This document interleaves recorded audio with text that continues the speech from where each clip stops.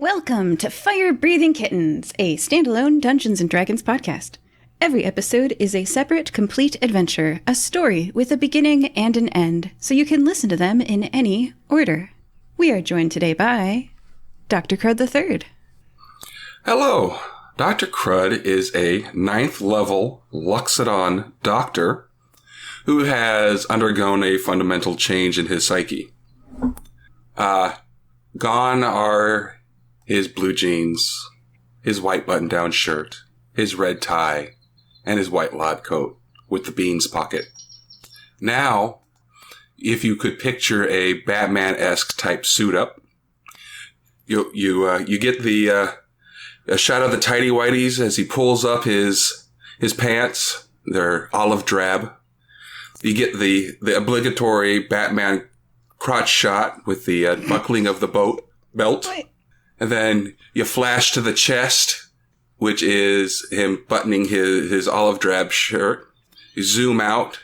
It has been obvious that this guy has been hitting the gym for the last 3 weeks. He is no longer fluffy. And you can tell by the style of this uniform that he now wears is about 40 years out of date. He seems different than before. Beans! Hello, my name's Beans, and my entire world has just been turned upside down right now, so I may need a minute to process everything, but I have 2 immediate thoughts on all that. Number 1, why are we going with a Batman analogy instead of Taken? And number 2, how have you never, described yourself as a Loxodoctor? Well, to do the first one, because I'm more familiar with Batman than Taken. For the second one, because I hadn't thought about it before. That's very good. I'm writing that one down. Okay. I love it. I just think it might be a bit quicker in introducing yourself. However, I am a tortoiseshell tabaxi. I'm a level 9 monk. Well, I've got 1 level in rogue, but let's not talk about that right now. I like to wear a ponchamuk, which is a mixture of a poncho and a hammock, so I can sleep anywhere, which apparently I'm going to need now. There's no beans pockets in certain someone's get-up. Sorry. So we'll talk about that later, shall we?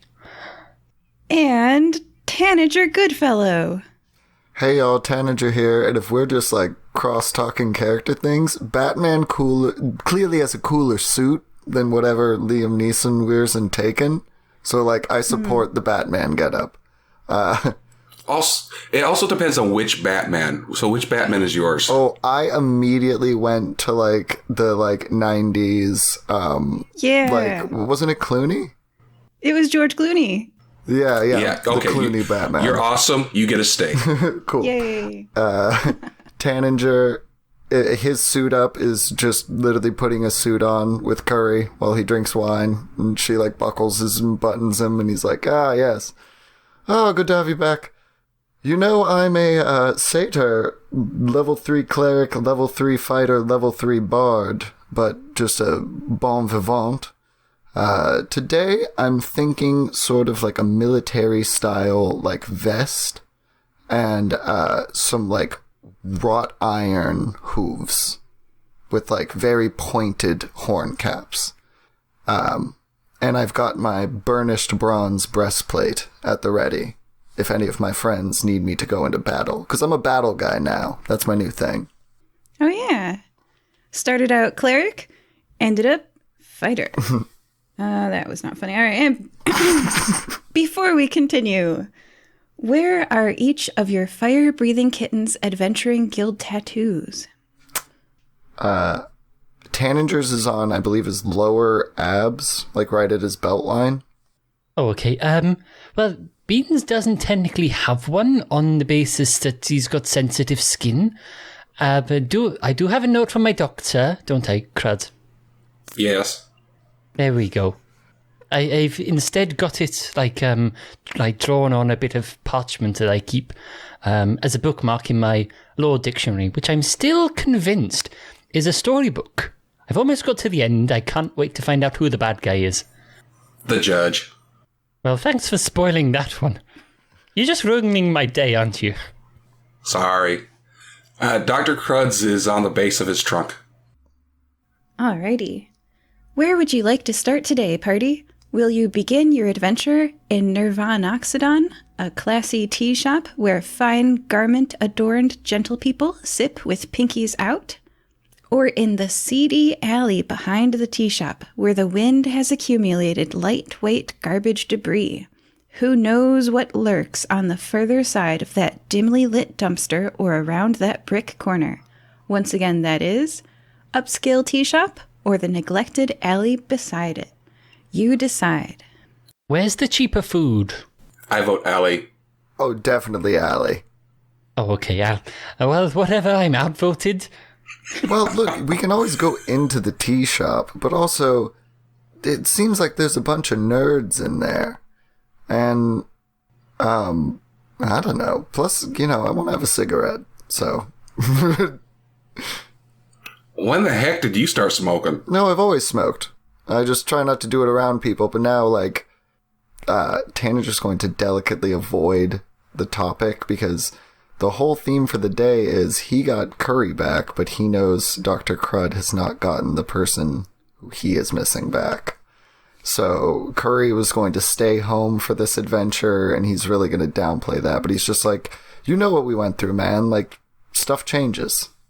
Well, as your doctor, I gotta say, you gotta hide it better. Don't let me see it. All right. Well, what about a pipe? I pull out a corncob pipe. Dr. Crud takes it, throws it on the ground. Okay, well, No smoking. All right. Tanager puts in some dip. Hey, he's not smoking. He ain't hurting anybody else around him. Okay, so Tanager's going to be using chewing tobacco for this session. Do you have a spittoon as well? We're in a dirty alley, so Okay, the weld is your spittoon. That's good to know. Okay, so as we're having this chat about smoking and stuff, could I perception this dirty alley around us? And perhaps question how we arrived here? You arrived here because you're in Kif Fasti, touristing around. And yes, I'll describe the alley. Dirty brick walls frame a narrow 10-foot wide lane. 30 feet down the alley, a 10-foot tall, 5-foot wide dumpster obscures half of the view. Ah! Shouts a voice from beyond the dumpster. A goblin falls on the ground, clutching its chest. You killed Kenny! Shouts someone behind the dumpster. You bastard! An aged but strong human man in his 50s steps from the shadows and looms over the goblin, raising a bat. Dr. Crud III, do a history check. Oh, okay. I don't think I've ever done one of those as the doctor. Let's see. Where is that? Not too bad. It's a +3. 6. This face is familiar to you from your childhood. An elephant never forgets. Not really. Despite how hard they may try. And then if you'd gotten above the 10, looking at that face, a name floats to the surface of your mind, but you didn't. Everyone, please roll... Point of order. Which face? The human or the goblin? The human. Okay, thank you. Everyone, please roll initiative. That's going to be a dirty 20. 18 for Tanager. Well, I must have been paying attention to something else because I got a 9. I think maybe I was looking the other way or something. You know this guy, Crud? Yeah, I know Beans. Beans is one of my bestest friends in the whole wide world. Oh, no, not Beans. The guy who murdered our best friend Kenny. So the human shouted, "You killed Kenny." Oh. And the goblin is clutching their chest, laying on the ground, as a human with a baseball bat stands near them. Dr. Crud III, you're up first. What do you do? Well, first I'm going to have a dialogue just to see what's going on. So, excuse me? What did this goblin piece of crap do to you? What's going on? Kenny, I thought you were dead. Killed by goblins when I was 8. But you're alive. How have you been? Kenny! And free action does say that you can talk, but I'm not sure how much you can catch up on in just 6 seconds. So I'm going to stop there. But you, Dr. Crud III, are Kenny. So this guy's like a wacko? So, still alive, not murdered. What are we doing here now? I was gonna rough up these goblins because they're responsible for the massacre in Loxodonia 40 years ago. Right. I thought you died. No. The other ones from there... Yeah, you know what? Let's do it. I'm so glad you're all right. And your mom and dad and your sisters? Oh, I'm so relieved you're all not dead. I thought you were all these years. Dr. Crud walks up to the goblin. Hi. Guess what? He punches him. Okay, please roll to hit, and let's continue with the combat. That is going to be a 26 to hit. That hits. Okay. Since it's with my trunk, it's just 6 bludgeoning damage. Man, Bean's eyes went big. Yeah, they did. Yeah. Your trunk... Beans? I'm gonna need a minute. He was a pacifist before this, everybody. Dr. Crud III was. Beans, your trunk I'm sorry. What? Kenny, also known as Dr. Crud III, your trunk slams down on the goblin, and they emit an oof sound as they take 6 bludgeoning damage, you said, right? Yes. Yeah. Noted. After Dr. Crud III, Tanager, it's your turn. Okay. So, bonus action. I'm gonna. Well, no, not yet. Can I tell if the goblin is bloodied or not? They are not bloodied. Okay, I'm gonna reserve my action for when they get bloodied. Because, like, clearly Dr. Crud needs to work something out, and I'm not taking on a guy with a baseball bat and an elephant until I absolutely have to. So, like, I'm gonna wait as soon as they start, like, when it goes from an assault to a murder, that's when I'm gonna intervene. Okay. You won't have to wait long. Oh, no. Well, also, Tanager has a long game with this, so he's like, hey, Beans, you're seeing this, right? I mean, I think I'm seeing this. Also, you're like So let me get this straight. Like, so we've seen the guy with the baseball bat standing over the goblin, and he's called over to Crud, and then Crud's gone over and also punched the goblin. Yes, that's correct. More or less. They have a beef Okay. with these goblins over something that happened 40 years ago. So, like, clearly they're not, like, chill or over this in any way. Well, no, that's a very long time to hold a grudge. Exactly. So something happened. Let's let them work it out, and then we'll just save the goblin's life before he dies. And then, you know, maybe we can guilt Crud into patching him up after. Well, yeah, that's probably a good idea. Should we go and find some food? Like, I mean, we're like in the alley, just behind. Well, no, we really got to keep an eye on this situation to make sure this assault does not turn into a murder. Okay. How about is the alley like particularly dark in any way, or is it nice and bright? It is shadowy, and at the very distant reaches of it, it's completely dark. Ooh, you know what? Okay. Oh, continue. Oh, so I was going to say, in technical terms, through the metagame, it is dim light, we'd call it. Mm-hmm. Yes. Okay, so as part of my monk thing, I can teleport 60 feet between darkness or dim light. So all we have to do is like go into the cafe, and if we hear super screaming, then I just go into like a cupboard or something and teleport outside. Okay. As long as it's within 60 feet, we're fine. So, assuming that was our free action to speak, I'm going to take my move to go up to the goblin and be like, hey, you're going to need to yell real loud if you're going to get murdered. Hey guys, don't kill this goblin. We're going to go get a table. And then I guess me and Beans are going to go inside. Yeah, this place you really need to queue up. So we're just thinking ahead. I spit out the rest of my chewing tobacco before I go inside and kind of lick my teeth. Okay. That's You guys are inside the tea shop or on your way there. I guess we'll continue with this scene, and I will describe the tea shop in a bit. We're back. So Tanager ends his turn. So next up in the turn order is a person whose name you can't remember, a goblin, and then emerging from the shadows, other people too. I hope they don't overpower Dr. Crud III and his human friend and kill them. Beans is shrugging. Okay. Well, Beans hasn't taken his turn yet, so if they emerge before Beans, he can be like, hold up. Yeah, I mean, we can call that like a prepared action, can't we? If there's like super screaming, then I can teleport and take the rest of my turn. Tanager's only moved 30 feet. Yeah, exactly. Yeah, I moved up to the goblin and then to the back door. So technically I'm still in the scene, if my theater of the mind is correct. The back door is locked. Oh, well So yeah, you would take a moment to get through it, yeah, and you encountered the lock. So let's say that you did not pass through the door. Okay, so everyone else. So a second human, this one much younger, he's 22, maybe 20, young.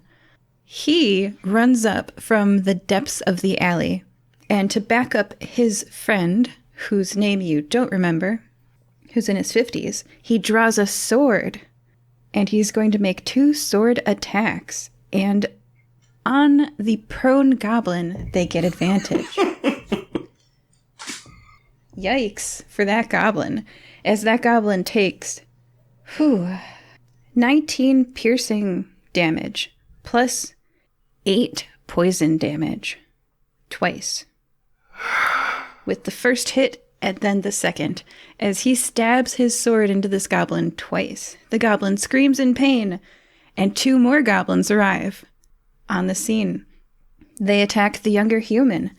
They have scimitars, and they make 3 attacks with their scimitars each on the younger human. I'm going to spare you the math here, but /// the younger human goes down.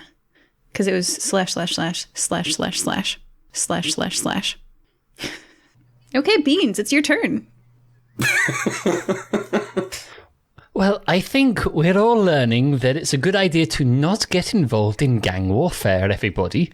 So I say we just leave them to it, and they'll tire themselves out by the end, and they'll go to sleep tonight. And I mean, as long as Crud's okay, then I think we can probably just leave it to fend its course. I mean, we don't know anything about what's going on here, do we?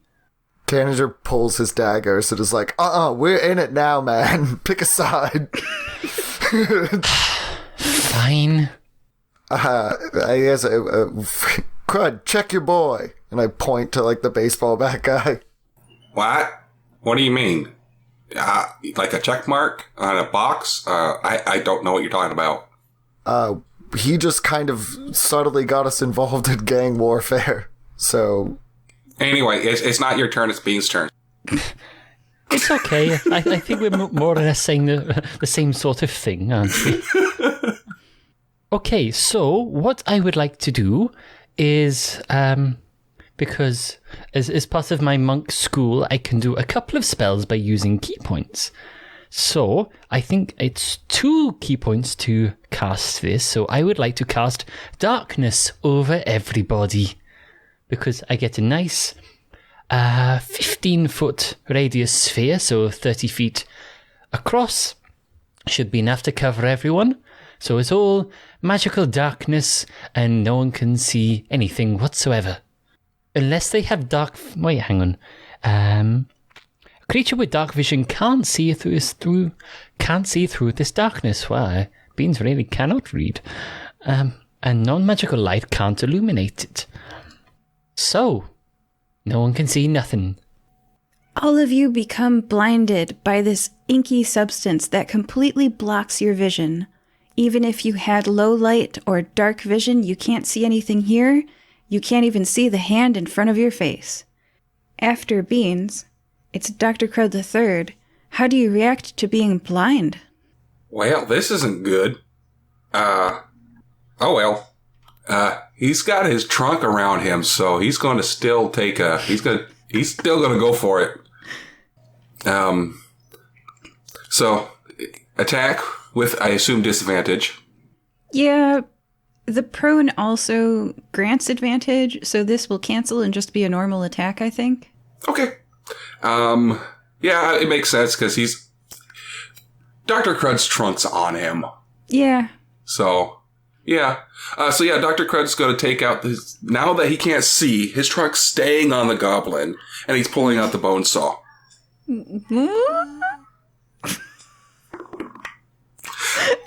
Again, Bean's eyes just went. I mean, I technically can't see what's going on, but I hear like a noise. Yeah, that's a 24 to hit. That hits. He does have, Ung is a girl. She does have plate armor and a steel shield, so you might hear some bone saw on steel. That's going to be 11 slashing damage. Yikes. Your bone saw cuts in between plates of armor and makes a long slash on Ung. Yeah, I was like aiming for, the neck. That's not going to be armored. Right. You can slip that bone saw right underneath. Yeah. Okay, Tanager, Dr. Crud III is not okay. What would you like to do? Well, can I see anything? You cannot. No. Yeah, that really hampers a lot of my abilities. I guess I just feel out a 5-foot space in front of me. Well, no, I'm just gonna save my. Is it the darkness? What are the dimensions? If I mirthful leap, could I jump? Well, even then, I would still be looking into darkness. I guess DM, how high is the darkness? A 15-foot radius means that it's above the heads of everyone present. Oh yeah, this is bad. I guess I'll just free action call out and be like, hey, if you can hear me, come towards me. I guess. Who are you talking to? I don't know. Anybody in danger? That's everybody. I guess I reserve my action until the darkness goes down. After your turn with your reserved action, we're back to the goblins and the humans. Now, Ted is going to make a death saving throw. Oops, I'm sorry. The younger human is going to make a death saving throw. I will stop naming people before you learn their names. That's okay. He's about to die anyway. We'll find it out from the gravestone. Cool, that. All right. The two goblins that were on Ted are now on Dr. Crud III. They're going to attack you with disadvantage because they are blind. And they are going to attack you. But he is really big. He's really big, so it's quite difficult to miss. Yeah, you're 5 feet wide in a 10-foot alley. And they're rolling a minimum of 10 on the dice here. I'm getting 10, 10, 17, 15. All right, even with disadvantage, this is... All right, the lowest I got on these 6 attacks was a 9. Does a 14 hit you? No. Okay, what's your AC actually? That'll just be faster. 19. All right, 4 of these 6 attacks hit you. Ow, ow, ow, ow. You take 24 slashing damage from scimitars of goblin attacks. Regimented aggression. All friendly goblins within 10 feet of them gain a +1 bonus to their damage rolls, so take 4 additional damage because they're in a pack. The one on the ground that you are bone sawing is also going to use their half of their movement to stand up. It doesn't put them very much above the ground because they're only 3 feet tall, but they're no longer prone, which means you don't get advantage against them. And now only the disadvantage of the blindness is present. So they're going to try to hit you with disadvantage. Now that was 2 17s on the dice. The goblin that was on the ground, Aung, she is also going to strike you 3 times for 18 damage, plus an additional 3 damage from regimented aggression. And that is slashing type damage. And she is now standing and no longer laying underneath your bone saw. The person whose name you can't remember, who's in his 50s, who you were childhood friends with, but Loxodons age slower than humans, is going to sword attack, and if they roll a natural 1 on this, they're going to hit you. No, the lowest they got with their disadvantage is a 4. So they try to hit that goblin, and then with their blindness, the sword passes cleanly over the goblin's head. Yep. And a little bit of the poison from their blade gets flung onto the alley wall. Well, Beans, we're back to you. Okay. Well, I'm going to assume Tanager is still close to hand, that, I can feel his presence, probably just because I can smell the smoke or the chewing tobacco. And I'm just going to be like, Tanager, hey, I'm going to need a bit of backup on this one, so just go with my lead, and hopefully everyone will, we'll just see, shall we? And I'm going to cast, because it's a cantrip, minor illusion.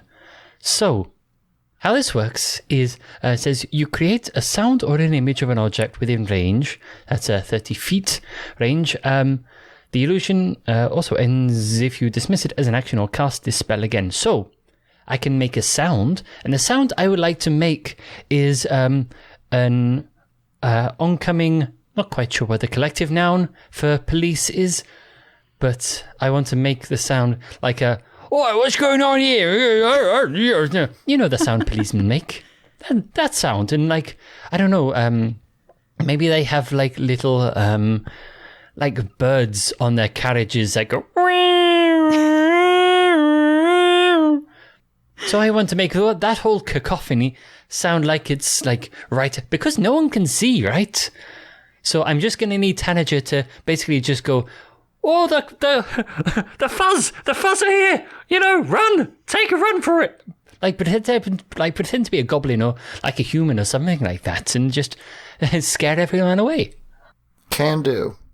So, there's a lot of police sirens and, "Oh, what's here? What's going on here? Why is this all dark?" And, all that sort of stuff. And with the aim to make everyone like it. Tanager, how do you roleplay that?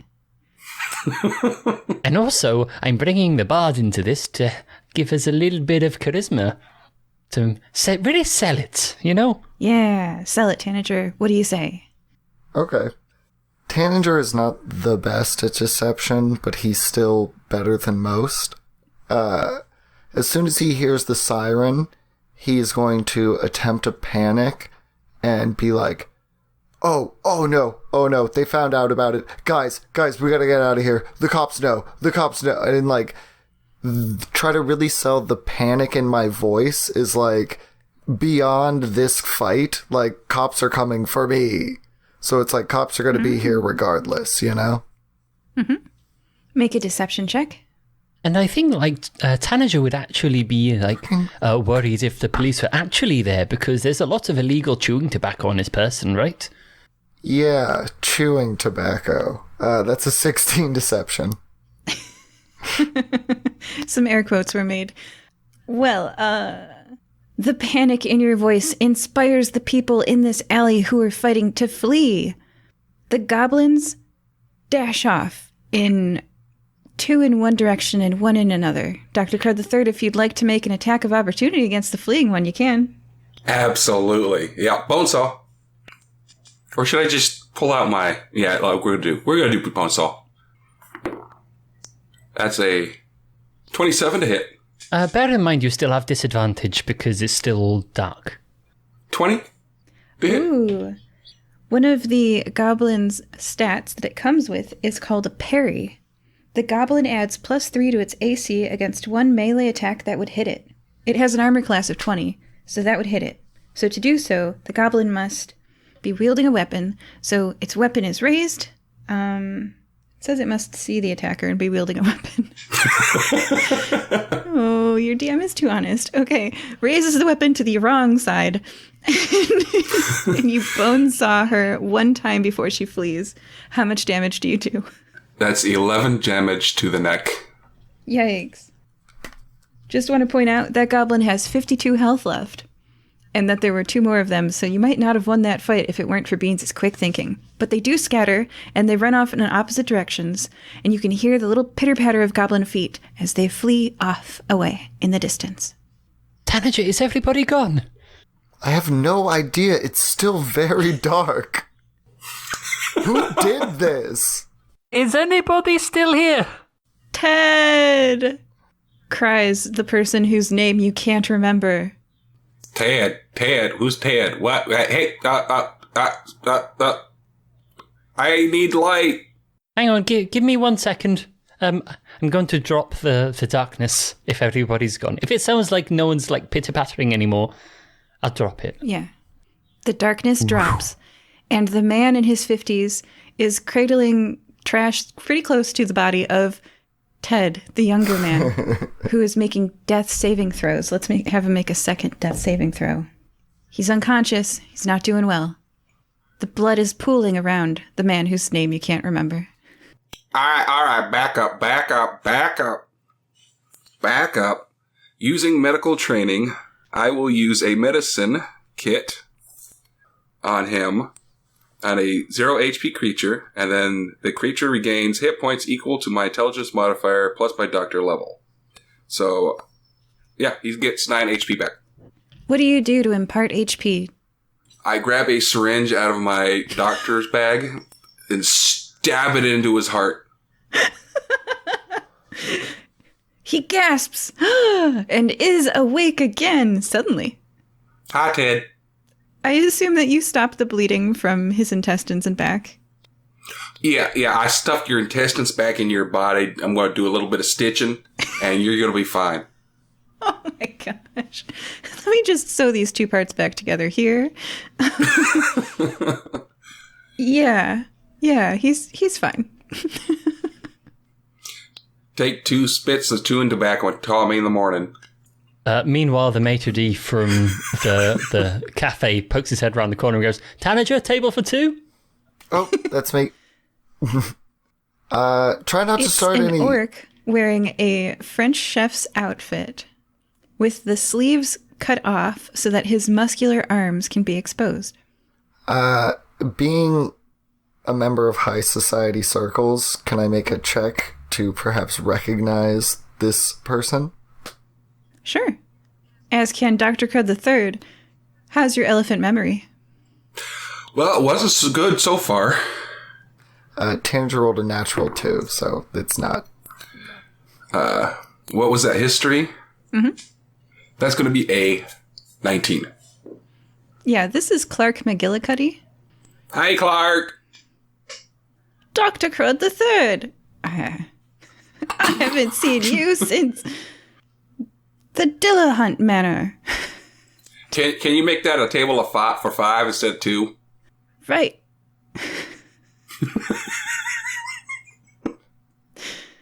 There will be a table waiting for you if you go inside. All right, Ted, stop your whining. Your intestines are back in your body. Let's go ahead and get you up. Ted stands up.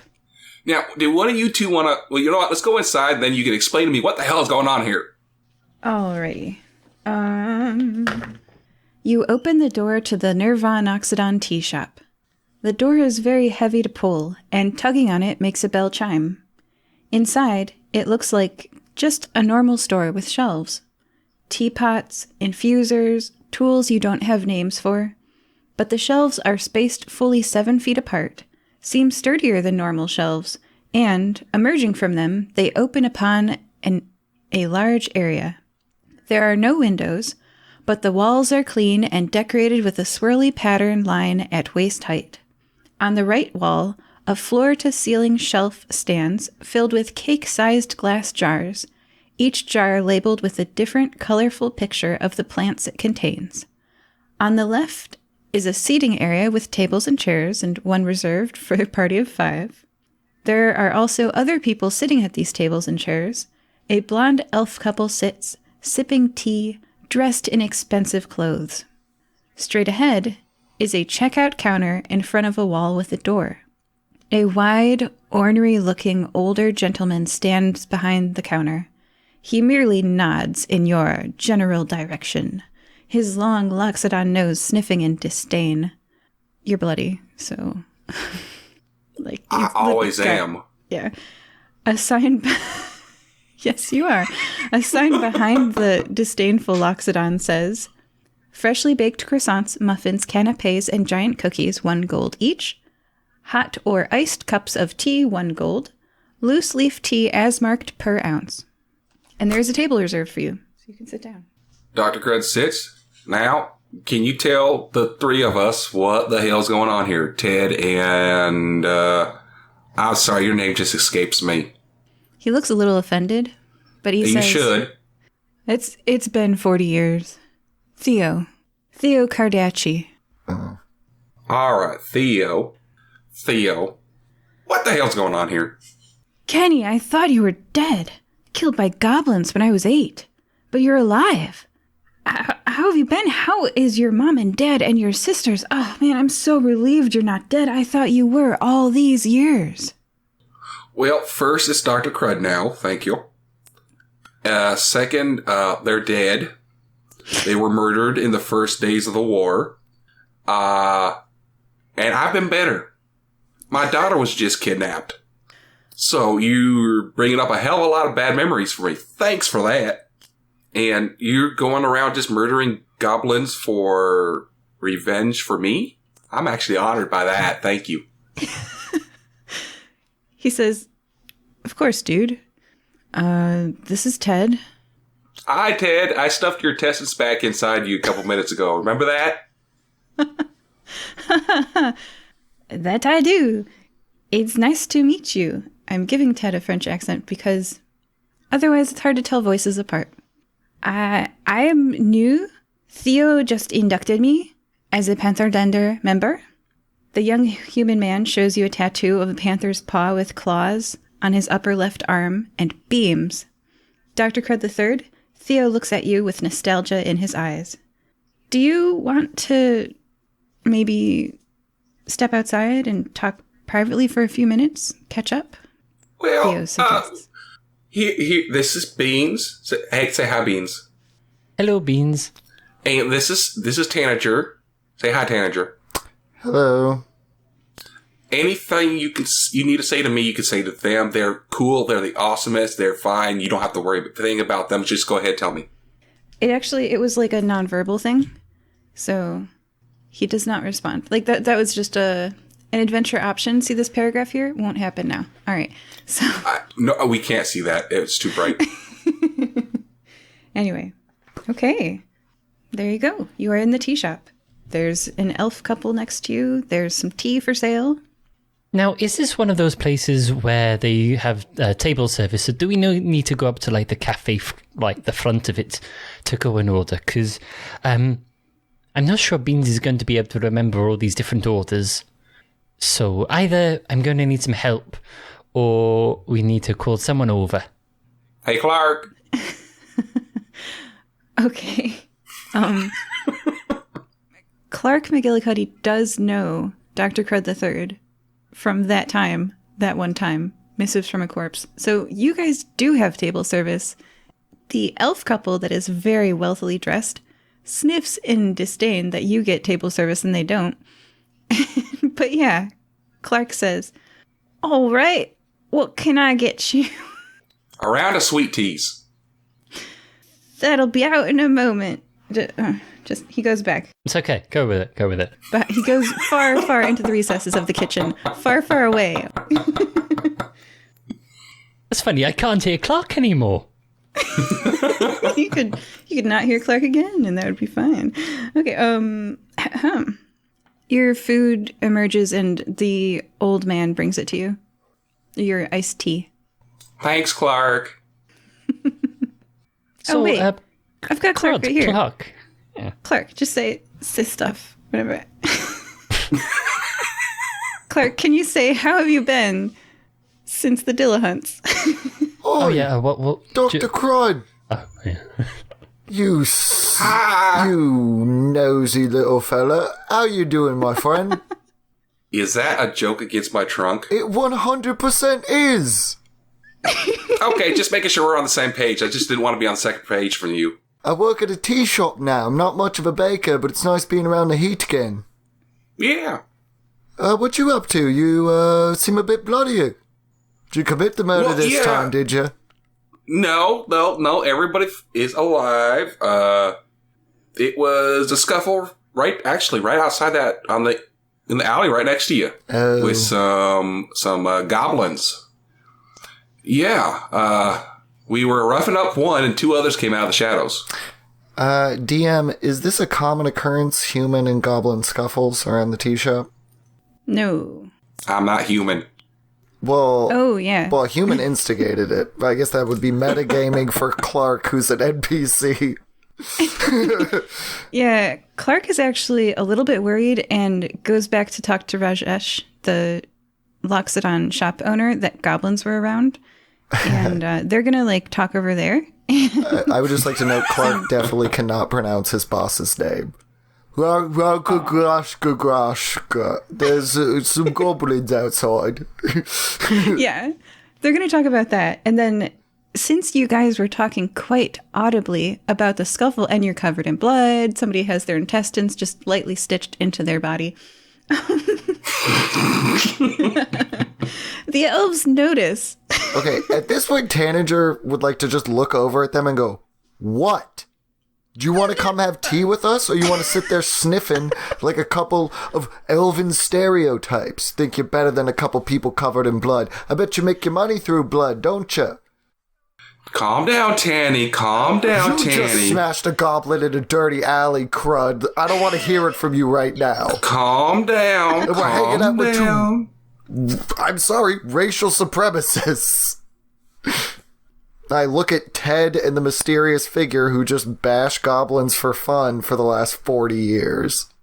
Theo, more like B-O-ing a bad person to the goblin community. Now I'm dealing with these elves. They killed Kenny. Everybody kills everyone. This is a frickin' fantasy world. You know how many sheepmen I've slaughtered? 3. So why don't you do a history check, Tanager? I don't know, man. Tanager's seen a lot of stuff this morning, and I don't want to have tea with two guys who bash goblins for fun. History is going to be a 15 or 16, but pretty much a 15. Actually, it's a 17. Okay. This blonde elf couple kind of reminds you of a certain pair of Death Eaters in the Harry Potter book series. Draco Malfoy's parents. Oh, so That's right. This world has Harry Potter, shouldn't it? They avoid looking at the bloodstains on you adventurers. The woman sees Dr. Crud III's tattoo on his nose, which is very obvious. She gasps a little, and only her refined manners stop her from pointing at the tattoo. That tattoo! Are you Exploding Kittens mercenaries? And you know something about her, Tanager? Sounds familiar? She sets down the freshly baked, filled croissant that she had been nibbling, that Clark made. The man who, Tanager, you've definitely seen this man before, says, "How discreet are your services?" Well, if you need to get somebody murdered, don't let Tanager know, because he'll just tell everybody. if you Yeah, want to he get just admitted to 3 of them. if you want to get someone murdered, don't tell Dr. Crud because he'll send himself to jail over it. I have not been to jail, thank you very much. Oh, but you love sending people there. Oh, absolutely. Well, that would be 3, 4... I think at least 5 people have gone to jail thanks to me. Well, there's one that I would like to discuss at a later date. Okay. Where do I know this guy from? I'm not even going to make a check. I'm going to look at him and go, "Where do I know you from?" Is this the guy with the limp? "I'm Sylvan Fessenden, and this is my wife, Sonia." Oh, He pauses, as if expecting you to recognize their name. that's right. Your name largely got erased because you treat your employees poorly. Yes, that was me. Glad to finally see you, I guess. Beans and Dr. Crud III, do you remember the Fessenden Hot Spring Resort in Para? Sounds familiar. Player does. Hang on, give me a second. I think what's Beans' history? Yeah, that was 1 year later.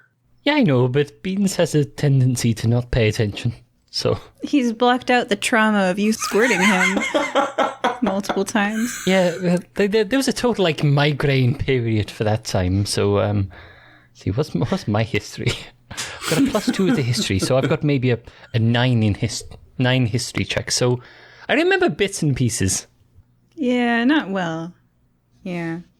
Tanger's so glad he left Curry at home, and like, ooh man, he's gonna have to recant his anti-bashing policy.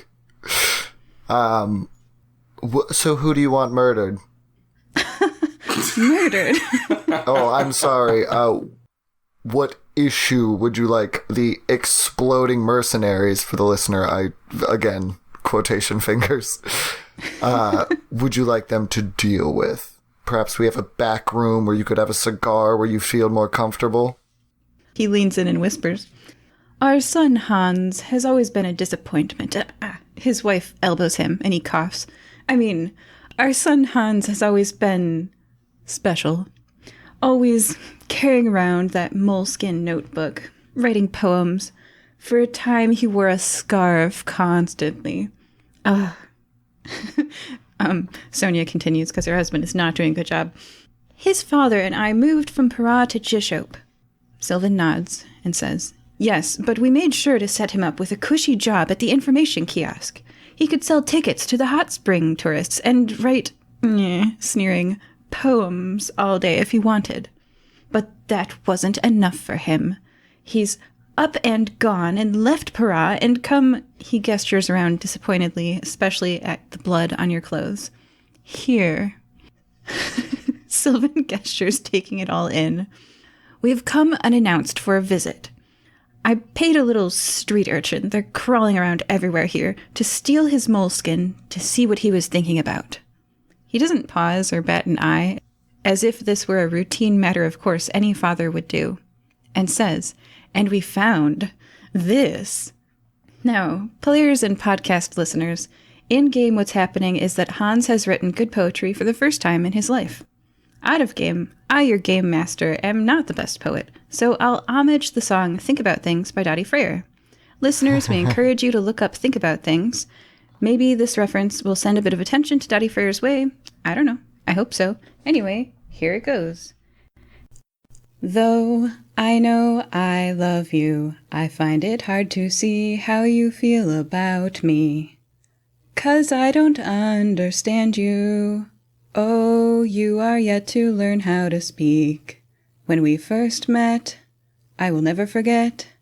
'Cause even though I didn't know you yet, we were bound together then and forever, and I could never let you go. Baby, I can't wait to know. What do you think about things? Believe me, I will always be there, so you can tell me anything and I'll listen." Well, that's a lot better than the crap he was writing before. Yeah, you suck as a parent and as a person. And if you want me to find your missing son, I'm just going to take him as a patron. Because he's fully underutilized in your piece of crap family. Also, Curry's doing great, not like you even remember her name. They do not. Beans. Meanwhile, Beans has rolled a 21 on a sleight of paw check to steal some food from their table. You get a filled croissant, fresh from the bakery. Clark just made it. Yeah, get him, Beans. Yeah, that'll show him. Yeah. So exactly what are you trying to hire us for? So you hire children to steal from your child. You abandon your child in a failing business in the first place. I mean, I don't see what your end game here is. I am going to send these lyrics in the chat so you guys can think about it for a second. Oh, should we think about things? I just want to say, as a player and as Tanager, love that song. Immediately got excited when you mentioned it. Everybody look up that poem. Yeah. The words are now in the chat. I'm going to let you guys take a stab at things before they assign you this quest. You can see if you can figure it out. And officially what I have written down here is, Sylvan and Sonia look at you as you read the lyrics to their son's poem. Their eyes are full of fear. "Don't you understand what this means?" Sonia asks, horrified. Yeah, he's still in love with that girl. "Whenever he wrote a poem about a girl, he always used their name, like that little idiot Jane." Ugh. I hate you so much. You are just like the worst. Like every part of high society that Tanager has had to deal with, you are like the scum at the top of the pond. I mean, I guess he won't. Okay, actually, he's going to say all of this and then use a spell called Gift of Gab that erases what they remember for the last 6 seconds. I want to look up the exact wording, but yeah, no, Tanager has to let his tongue loose on these people at least once, and then we'll take their money. Yeah, no check, just have to spend 2 gold pieces. She's horribly offended for about 5 seconds, and then she forgets. The wording is the words that I say as the verbal components are what they actually remember. Yes, she was terrible. Please go on. All right, so Dr. Crud III and Beans, what do you think of the lyrics? Sounds like he's in love. What do you think it means?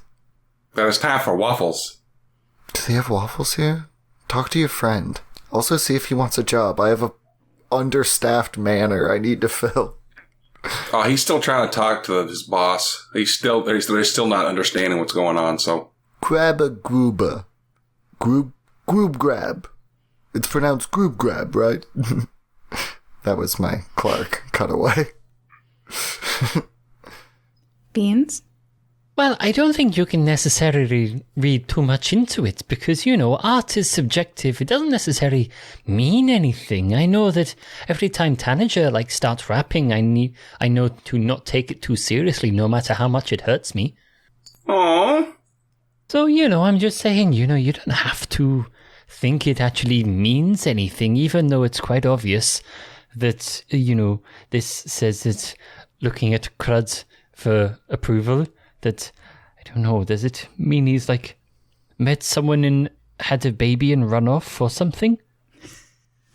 Uses the word baby, that can only mean one thing. Dr. Crud gives him the nod of approval. Ooh, I can do art, look at that. There's a specific line. We were bound together then and forever, and I could never let you go. So it's someone he had a connection with at some point. We also think it's a baby. He's writing poetry to a baby. He's having a baby with who? With what woman? Our grandchild? Also, good job, Beans. You figured it out. The heir to the Fessenden fortune and name without telling us? We've never even met this woman. How could he do this to his parents? Sonia sobs into her hands, shoulders shaking. The old Loxodon tea shop owner glances over at you and frowns. Well, once again, you can't read too much into it. You can't necessarily assume it's a woman. They could be adopting. Lots of orphanages around here.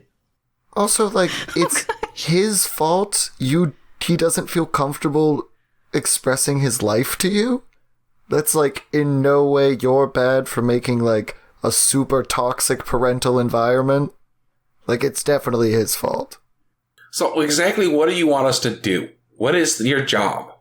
Sylvan draws his shoulders up and straightens himself, visibly restraining his emotions, because you've just been insulting him like crazy. I hate this guy and everything he represents. Wait till he gives us the mission. It's gonna be horrible.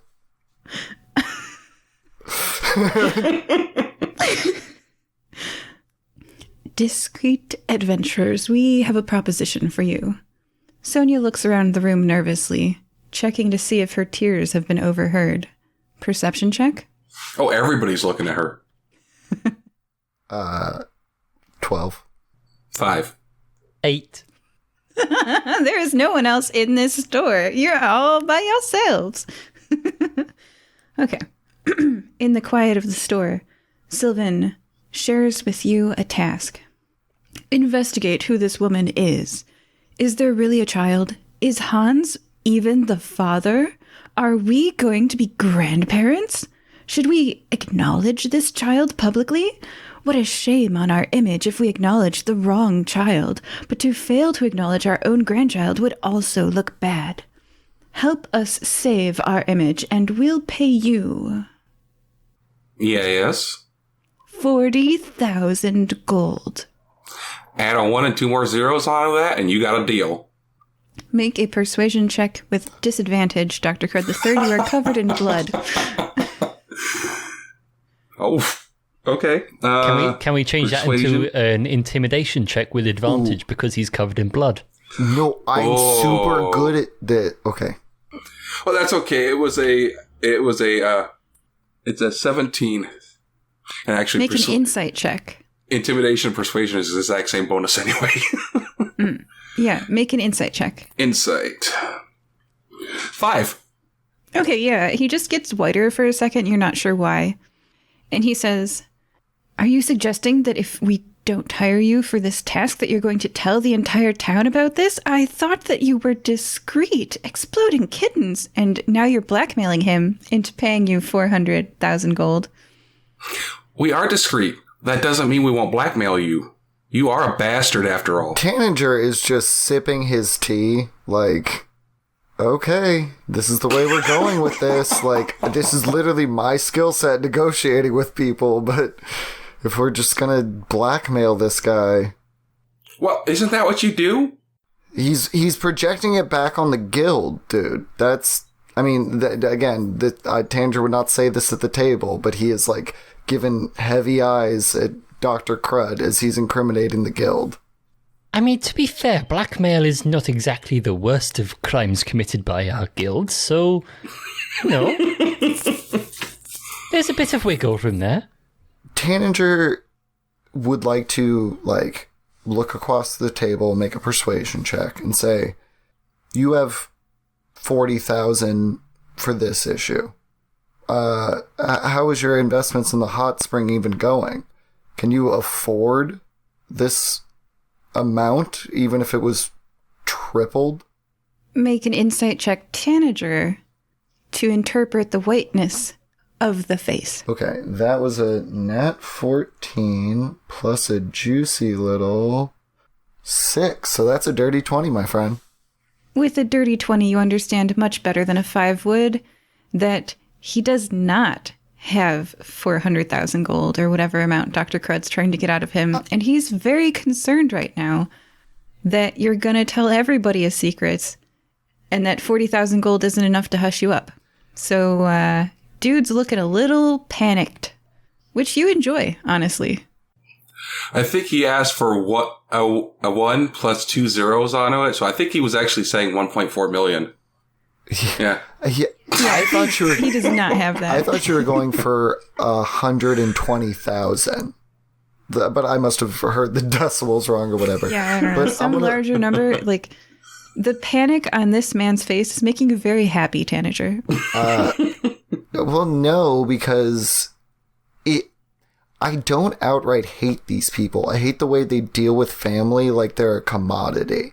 And it's like, if he is more scared about not having enough money to pay people off rather than providing a good life for his supposed grandchild, like, that's why Tanager has been railing against them so hard. Because they're fake and, like, Tanager's super fake and superficial. They are in, like, the worst way. So, Tanager's going to speak for the group, and I'm sorry, but he goes, 40,000 does not split equally between 3 people. How about 30,000 and you put 10 in a trust for this child, either way, whether it's your grandchild or not. If you think your son loves a baby, like in a way a father loves a child, in what way is that not your grandkid? Sylvan's almost like, he's sweating, his hands are shaking, he's almost having a panic attack because not having money is his worst fear. And to do only 40,000, like, he's like, yeah, sure, I'll put 10,000 in a trust. And he's just... I know a CPA who will screw you to the wall if you try to get one single copper piece out of this supposed child's fund. Sonia and Sylvan agree to your terms. All right.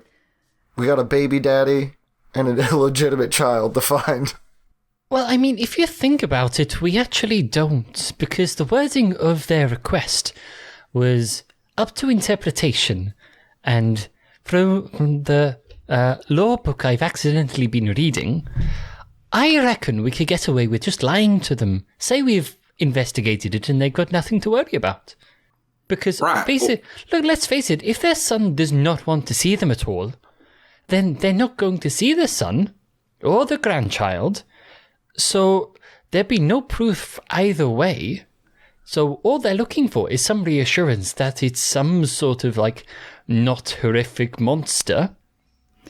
And they'll be okay. So all we have to do is come back in a couple of hours, just go, oh yes, we've investigated it. He seems on the up and up again. The child is going to be like, all good. And give us the money. Yes, Beans, that gets us our money. But I would like to make sure that this 10,000 that I've allotted to this child of their son actually gets that money so they can have a good life and a good education. I'm sure you can appreciate the merits of being able to read books, right? Read what? So it goes into escrow. You find them later in your own time, and you tell them about the account. They go get the account. Bada bing, bada boom. We're done. Tanger has never heard of escrow, and as a player, I guess escrow just made sense to me for the first time. It was like, yeah, okay, I guess I could do that.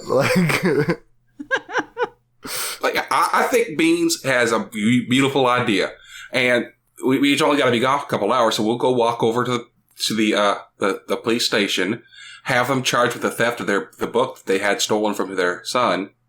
And then we come back, get paid, they get arrested. Oh my god, and you're getting people arrested, dude. Like, if we go there, if you get them arrested, I'm going to say that I saw your friends commit an assault and that you also participated into it.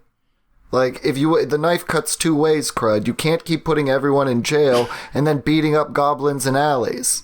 Sometimes we have private things. Anyway, All I wouldn't worry about the book. I stole it back, or at least this 30 tells me I did. Yes, with the 30, you stole the book back. Dirty 30. Well, I imagine we just never handed it back.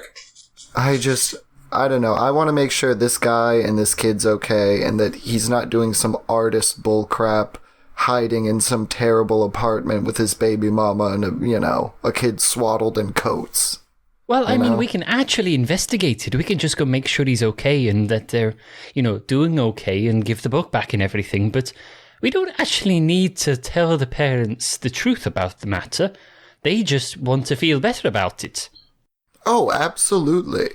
As long as they have access to the account for the child, like whenever they want to deal with it, like we can tell them they, screwed off to Neverwinter or whatever. Yeah, exactly. We can just send Crud in afterwards with his bone saw, which apparently he uses for violence now, and just send, he just walks them, into the bank and forces them to open an account in their child's name. I don't think anyone's ever been arrested for forcefully getting, parents to care for someone else. I don't think that's a thing. I think that falls under the Good Samaritan law or whatever. So I think we'll be okay. Anyway, it would get held up in court for ages because no one's covered that. So, they need to set a precedent. So they're not going to, just go through. Oh, we'll be fine. We'll be fine. I mean, you are the lawyer that I know, so okay. Better call Beans. You all are discussing this a little bit apart from the Fessendens, but not yet exited the store. And Sonia comes up to you and takes Beans. You're the most approachable of them. Takes your shoulder. I mean, you didn't call her horrible words, and you're not covered in blood, so... Not yet. Yet. It's okay. Usually it's my own. No, smart choice by Sonia. Okay. Beans, being the most approachable of them, she does take you aside just for a second and add, no matter what your children do, no matter how derpy or disappointing they are, you still want the best for them and for them to be safe. Tell me if Hans is not safe. Well, I mean, I don't have any children, but maybe. We'll see. Thank you. I did. Oh, yes, he did. Oh, gosh. I mean, between you and me, we're not great at looking after children. Tanager kind of like slams the table and goes, "Beans. Not cool, dude." Tears start forming. Like, Tanager immediately starts, because he only knows one way to comfort people, pours some, like, of his flask into Dr. Crud's tea, and, like, puts just a small, like, human-sized hand on his massive elephant frame. It seems easier because he seems to have shrunk, like, 15 sizes. So, oh, yeah. Well, then Tanager will immediately go into goofball mode and, like, pat you and then squeeze you and be like, "Oh, someone's been working out. Someone's been getting tough. Look at you." Like, and try to divert, like, at least, like, yammer on in your ear to just distract from whatever you're thinking about. Dr. Crud takes your flask and just empties it.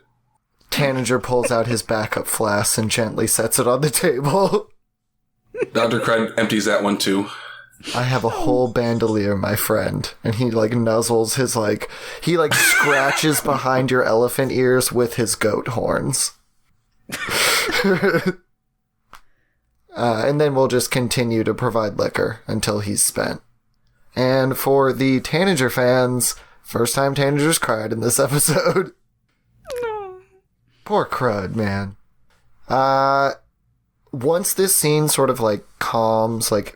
Beans, I think you still have a conversation to have, but an idea flits in Tanager's head that these guys might be able to be high society connected enough to notice if someone was replaced by a doppelganger, so they might be an HHO lead. So Tanager double downs internally on wanting to do this mission for them, even if it involves lying. So as I was saying, we're not the best parents in the world, but, we'll do our best. I mean, the only way to go is up. We can only improve, and, we'll focus on your child first, and then, figure out our own issues on that. But, as you can see, Crud has really, like, worked out. He used to be a lot podgier than that. Oh my gosh. I'm sorry, Crud, what's the words you used? Not podgy, it was, Fluffy! Fluffy, that's the one.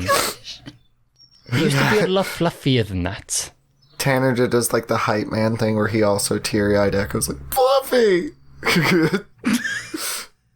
Oh, man. Beans, Clark's gonna offer you your choice of teas. Oh, okay, tea. Clark, can you offer the following teas? Creosote, sagebrush, and ephedra. So we got the Theodore sagebrush and the espresso. I'm sorry, what? Creosote, sagebrush, and ephedra. Creofush, sagebrush. I'm sorry, I have a tough time telling if this is one tea I'm supposed to smash together into one title, or this is 4 different teas. 3 different teas. Oh, okay. Well, let me look at this paper again and have my internal monologue, say the words in my head, and then I will repeat them slowly after. Creosote. Creosote. Sagebrush. Sagebrush. And ephedra. Ephedra. Do I smell any liquor on his breath by any chance? Actually, so Dr. Crud III last time noted how heavily Clark drank, and this time none of you detect alcohol on Clark's breath, which is interesting. He seems to be doing well here. Living with the Dillahunts was high stress, man. That family. Orid woman. Yeah. I don't suppose you've got anything with what's it called? Catnip in it, do you? Absolutely. They get you some dried catnip tea. Oh, yeah. You know I do, my friend. So Tanager would also like to order, I guess, since I do both voices, I can do the scene for a second. Excuse me, sir, can I get a mixed box of pastries for my friend? Maybe a couple pounds of mixed tea? Absolutely, my crying goat little man. So yeah, he's not gonna say the name or anything, but he's gonna buy Curry a mixed box of pastries and a couple pounds of tea as a present. Aww. Dr. Crud III?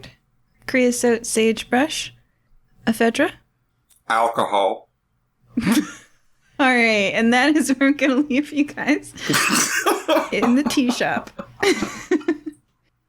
Well, if Crud wants alcohol, like, Tanager has been here, and he understands, like, much like when you do psychedelics, you need a trip sitter. So, like, yeah, Tanager is going to drink just a little bit, but, like, allow Crud to get just the correct amount of drunk without messing himself up.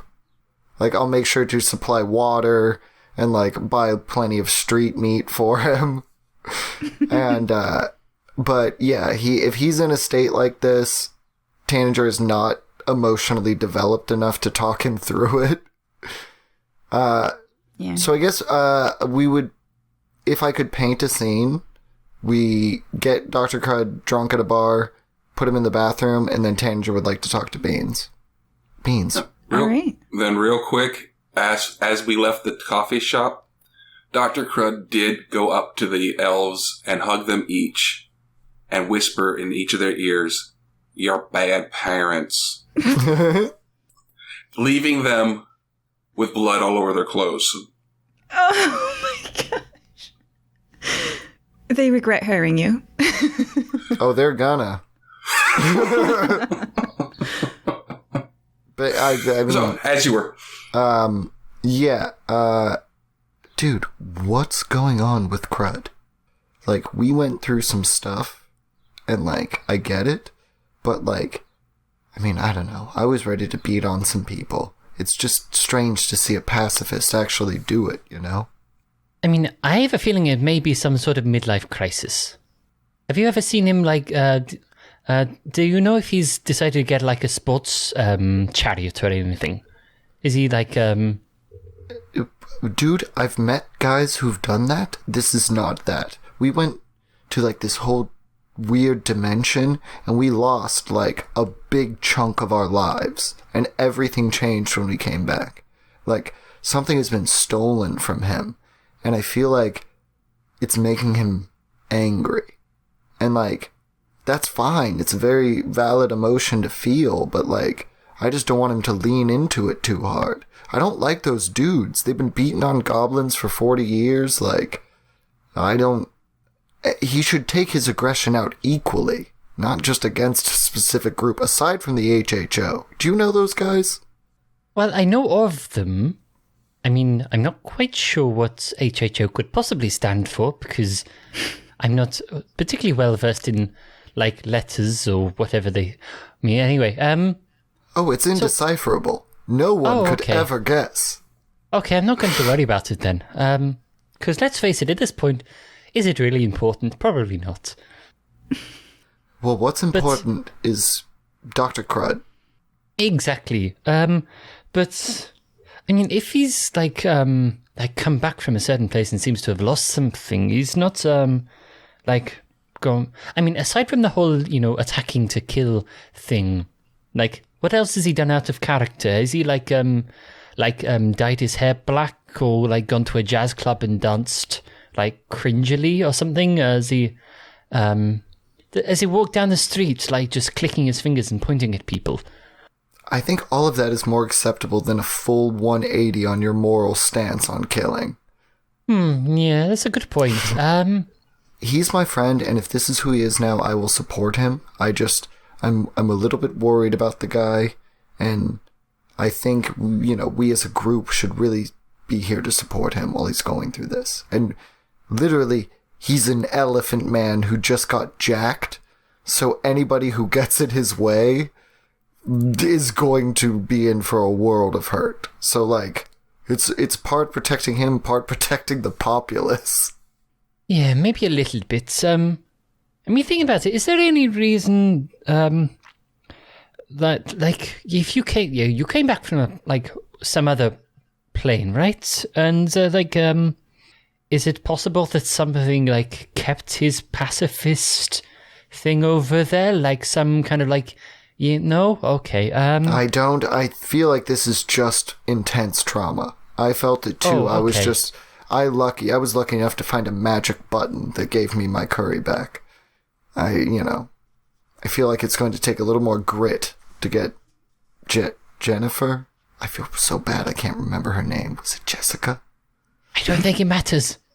He's not here. 100% matters. I feel like... Yeah, but he's not here, I tell you. You don't need to get it right. There's no way an elephant could take this long of a pee. Like... Oh, I don't know about that.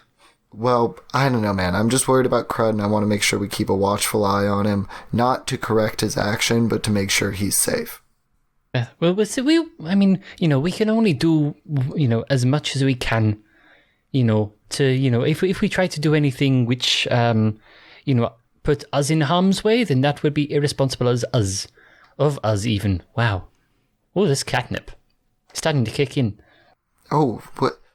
But we have to have a drink at the end of the night because it's our moral duty to put ourselves in the way of other people because we hope that other people would put themselves in the way of us. And I've seen Dr. Crud do that. That was his whole pacifism streak. So I think maybe it's our time to throw ourselves in front of Crud. Well, we'll see about that. Some of us can take a bit more of a hit than others. Just saying. Do you smoke halfling pipeweed? No. Do you want to try? And then I guess we'll just wait for Dr. Crud to come out of the bathroom. So Tanager just 10 pounds lighter. How you doing, Crud? Do you want some chicken wings? I can eat. I can always eat. Cool. So, getting slightly back on point, as we order some chicken wings and another round of booze, like, where do we look? Are you done offering Beans halfling pipeweed? Well, I'm not going to force it on him, but I'm definitely going to smoke a bunch in front of him and be like, it's pretty good. You don't have to blow it in my face. No, I'm sorry. It's just... I try to blow it to the side, but, like, the wind is in the wrong way, so... It's cool. Dr. Crud takes it out of his hands and puts it on the floor and smashes it. I told you no smoking. Oh, that's true. Internally, Tanager is happy because it still means that Dr. Crud has not fully given up on his morals. So, like, when he crushes his pipe, he's like, hell yeah, okay, Dr. Crud's still here. So, speaking of still here, is Theo and is Ted still here? I do remember they had some intestines poking out of their stomach. Are they drinking alcohol with you, or did you let them go home and sleep it off, or... Oh, absolutely they're hanging out. Oh, great. All three of us were in the bathroom together. The last whisper to Beans. I don't like his friends. It's okay, you don't need to approve of him, you just need to support him in his choices. If it's like a short-term thing, that's okay. But maybe we should get on with this whole, missing like artist, and like maybe, you never know, it might tie into this whole gang warfare thing they've got going on. Because that would be handy. Because I can't concentrate on more than one thing at a time.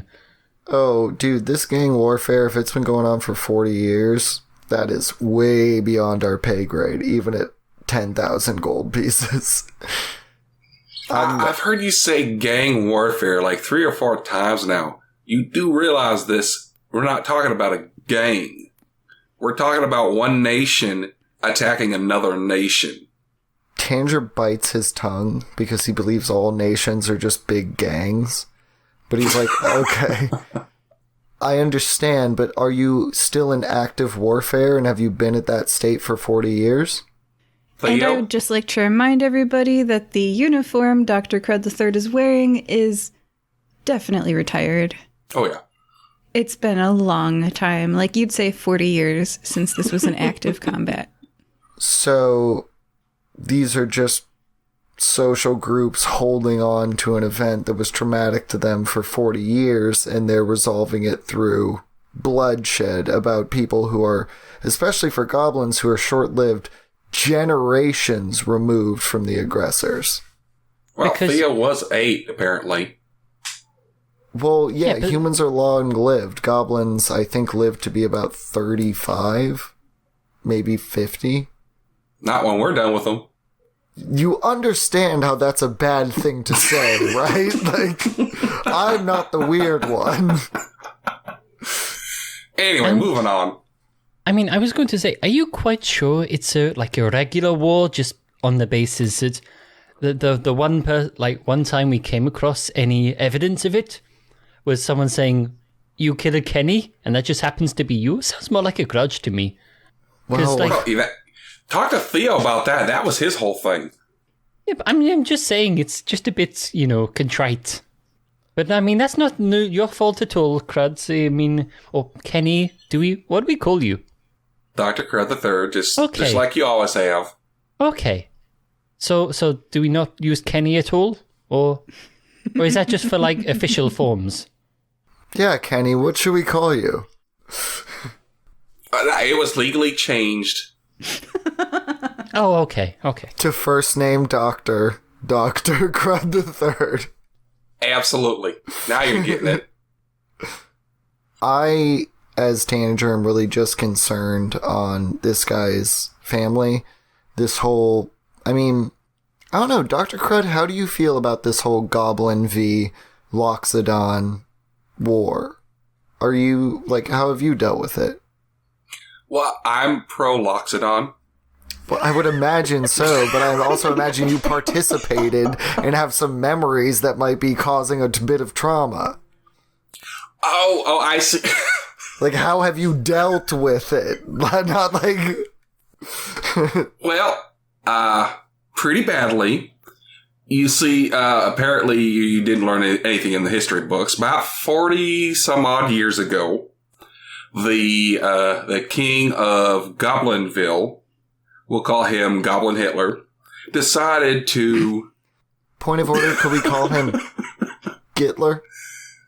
Gitler decided he was going to go on a world domination bend, and his first stop was Loxodonia. And, well, he came in there. I had just left, going back down here to Nicomoy to study medicine. And after that happened, I, of course, went back home and joined the ELA, and we took a back at those bastards. About 5 years into the war, we finally pushed them back to the border, and we came across my old homestead. Well, there wasn't much left of their parents and my sisters. So we marched in, and we sieged, and, well, we wiped every single one of them off the face of this earth. So, no, these particular goblins, they're, as far as I know, they have nothing to do with it. So, is that what your question? Was that what you were asking? Yeah, this is what I was getting at, and you said it in the last sentence. These particular goblins are not responsible. I understand your rage. We didn't have books in Pan's Folly. Well, we did. Again, Theo. Well, Theo, you didn't even remember his name, and you're my friend. So I'm worried about you. And you also did attack that goblin. That's what I'm worried about. Clearly, there's some unresolved issues where if you can conceptualize that these are people not responsible, but then still attack them. Theo cracks his knuckles since he's been brought into the conversation, and he adds, "Oh, I wasn't beating up those goblins just because of Gitler. I'm a Panther Dander now, you see.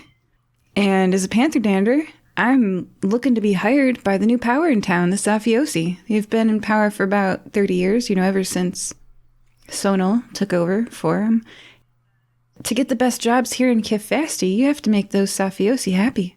So, me and my new buddy Ted, that's what we do. We make those Safiosi happy if we can. Panther Dander got to get their job somewhere." And then he Panther Dander high fives with Ted. Oh, so you hear that? It was a job. The Panther Dandies were on a job, and I was helping them out. Oh, well. We're not officially hired, of course, but hey, if you can... Shush. I just cleared it up. Shut up. Shut up. Yeah. All right. Well, you guys want to go outside? You've been hanging out in this bar for a long time. Yeah, we're getting long rested because I was down to 7 HP. All right. I will let you wrap this up. I'm sorry, listeners. Tanager has to pee. Well, once Tanager's gone to go pee, Well, while he's gone, I'm going to go ahead. You see these detectives over here on the side? I'm going to go ahead and report the theft to them, and then they can do whatever they want. Detectives, the elves robbed their son. They robbed him of this book. We want to press charges. Thank you. the detectives, who just happen to be standing there. There's one elf and one dwarf. They work in pairs. The dwarf says, "Well, that's as good as maybe, Sonny, but there's this little thing called evidence, and also we'd have to cover that in a small claims court, and it's amazingly boring. And let's face it, we're not on duty at the moment. So if you want to take it down to the nearest station, then I'm sure they'd be glad to sort it out for you. But as it turns out, we're on break right now. Actually, we're on a date, so don't tell anyone, because the station doesn't like office romances." And the other detective goes, "Yes, that's quite right. They don't. But we can count on your silence. Can't be a random person we've just met." Absolutely. Wink. They wink back. And just another example of how the cops are so useless in this universe. Oh, hi, Tanny. Welcome back. Did you have a good leak? Excellent. Very high quality. But, all right, so... Crud, I do have a couple of, questions. You know, you've ask them. I think my main one is, why? For what? Just in general. Because, you've come across these people that you don't remember, or you've just remembered. And, you've just piled on this goblin, which you've only just found out were on a job that no one hired them to do. They just volunteered, which sounds like vigilantism to me, which, with your get-up, that seems like your sort of deal, but you don't tend to just pile on someone who's already getting punched, right? You stand up for the little guy or the little goblin, and, as we said, this particular goblin was not part of, what you went through. Neither was this Ted, as his name tag says. So Tanager raises a finger like, true? So is, can you even claim that this... you said this was nothing to do with, you call him Gittler, but... Is there not something else going on just within yourself that's you've got some sort of this frustration within you that you're taking out on I'm not saying innocent bystanders, but certainly people who are just going about their own business. Dr. Crud, I'm here for you, man, right? We're questioning a lot of your decisions, but we're here to support you, right? Dr. Crud looks at both of you, and he says, "Look, I'm losing my family again. This is not going to happen a second time." Tanager clasps hands in a full predator handshake. Losing, not lost. Right. HHO has started a war. Not these goblins. And the Butcher of Goblin Town is going to finish it. The Butcher of Goblin Town. That sounds like a terrible figure. You didn't hear that. All right, let's go get some sleep. Okay. He casts Gift of Gab on me. And I forget what I heard for the last 6 seconds. Lose 2 gold pieces. If we're going to focus in on the actual quest, I think we need to find this guy. That's how we get paid. And then we get a good connection in the upper ranks, because as far as Tanager knows, HHO doesn't mess with low-level people. So if they can be our, insiders who are Lord Woollyfather is acting funny. I don't know. That's my best in to get to the HHO so we can get Crud, his daughter, back. Well, let's talk about it more in the morning. I have 7 hit points. I need to sleep. Okay, so mechanically, you do have hit dice, which you can roll during your short rest to recover hit points. So you have 9 hit dice. I think. Yeah, that is true. 6, but D10, they also did not give us a deadline for this, so we can do it the next day. Oh, yeah. As long as you've got all the rules at your disposal and you're making choices. I would also, if we're going to take a long rest, as soon as the rest starts, run back to the tea shop. Because I would like to speak to the goblin who stole the pocketbook. Because they clearly know where the guy was last seen, you know? The guy who stole the pocketbook would know the movements of the son. I forgot his name. Was it Henry? They didn't give us a name. They just said they paid a street urchin. Oh, well, even if they can give us a rough location, we can pay urchins to tell us about urchins, and then maybe they can remember the job. But the only semi-warm lead we have is when the pocketbook got stolen. Otherwise, we're just going to be asking around town for a crappy poet. Okay. Dr. Crud III, you're all fully rested. You rented a room, maybe 3 rooms. I don't know how you want to split it. One big bed. I'm fine with that. Beans? Beans is happy in a box. Oh, yes, if there are any boxes nearby, I'd very much like to use one. Especially if they've got... Do they have, one of those fancy boxes with, a white circle drawn in the middle? Because I really like sticking in that. Well, I found this 1 inch by 1 inch box, 1 inch by 1 inch by 1 inch. I can draw a circle in there for you. Oh, if you can manage that. Unless there's a fruit bowl nearby. Candy dish? Maybe. Do you not have fruit available? Yes, it's semantics. It doesn't matter. Some sort of bowl I can sleep in. Or is anyone doing any important work? Like paperwork or anything? Because that's the best thing to sleep on. Tanager will pretend to do paperwork, where he's writing Scrabble, on papers, and then as soon as Beans gets interested, he'll be like, okay. Oh, yes. Although you do have to, actually trick me into it, because if I know it's a fake one, then it's not going to work. So could you do a quick deception check on me? That's an 18 from Tanager. Well, since he's asking to be lied to, I think that would be with a disadvantage, because you're going into it knowing that you're lying. This is player asking, just sticking with the accent. This is player asking. Okay, honestly, if Beans really wants to knock papers off my desk, Tanager will write something serious. He'll try to write poetry to get in the mindset of this child. And I just like going to sleep on active documents. Cool. So once Beans falls asleep, I'm gonna put a little bowl of liquor next to Dr. Crud, and then Tanager's gonna cuddle up at the foot of the bed. Actually, no. Tanager's gonna go to sleep on the floor and put his little goat legs under him and just sleep like a goat for the first time in a long time. Mechanically, you all recover your hit dice, number of hit points. You can roll that. You could not. It's all good, whatever you want to do. And then after your long rest, you recover your hit dice back. And that's how you heal. It's the next morning. The birds are chirping outside. Beans is stretching. Great. And you all wake up.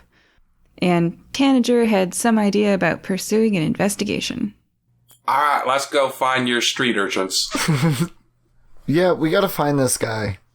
We can make a bundle of money if we can figure out where he's at.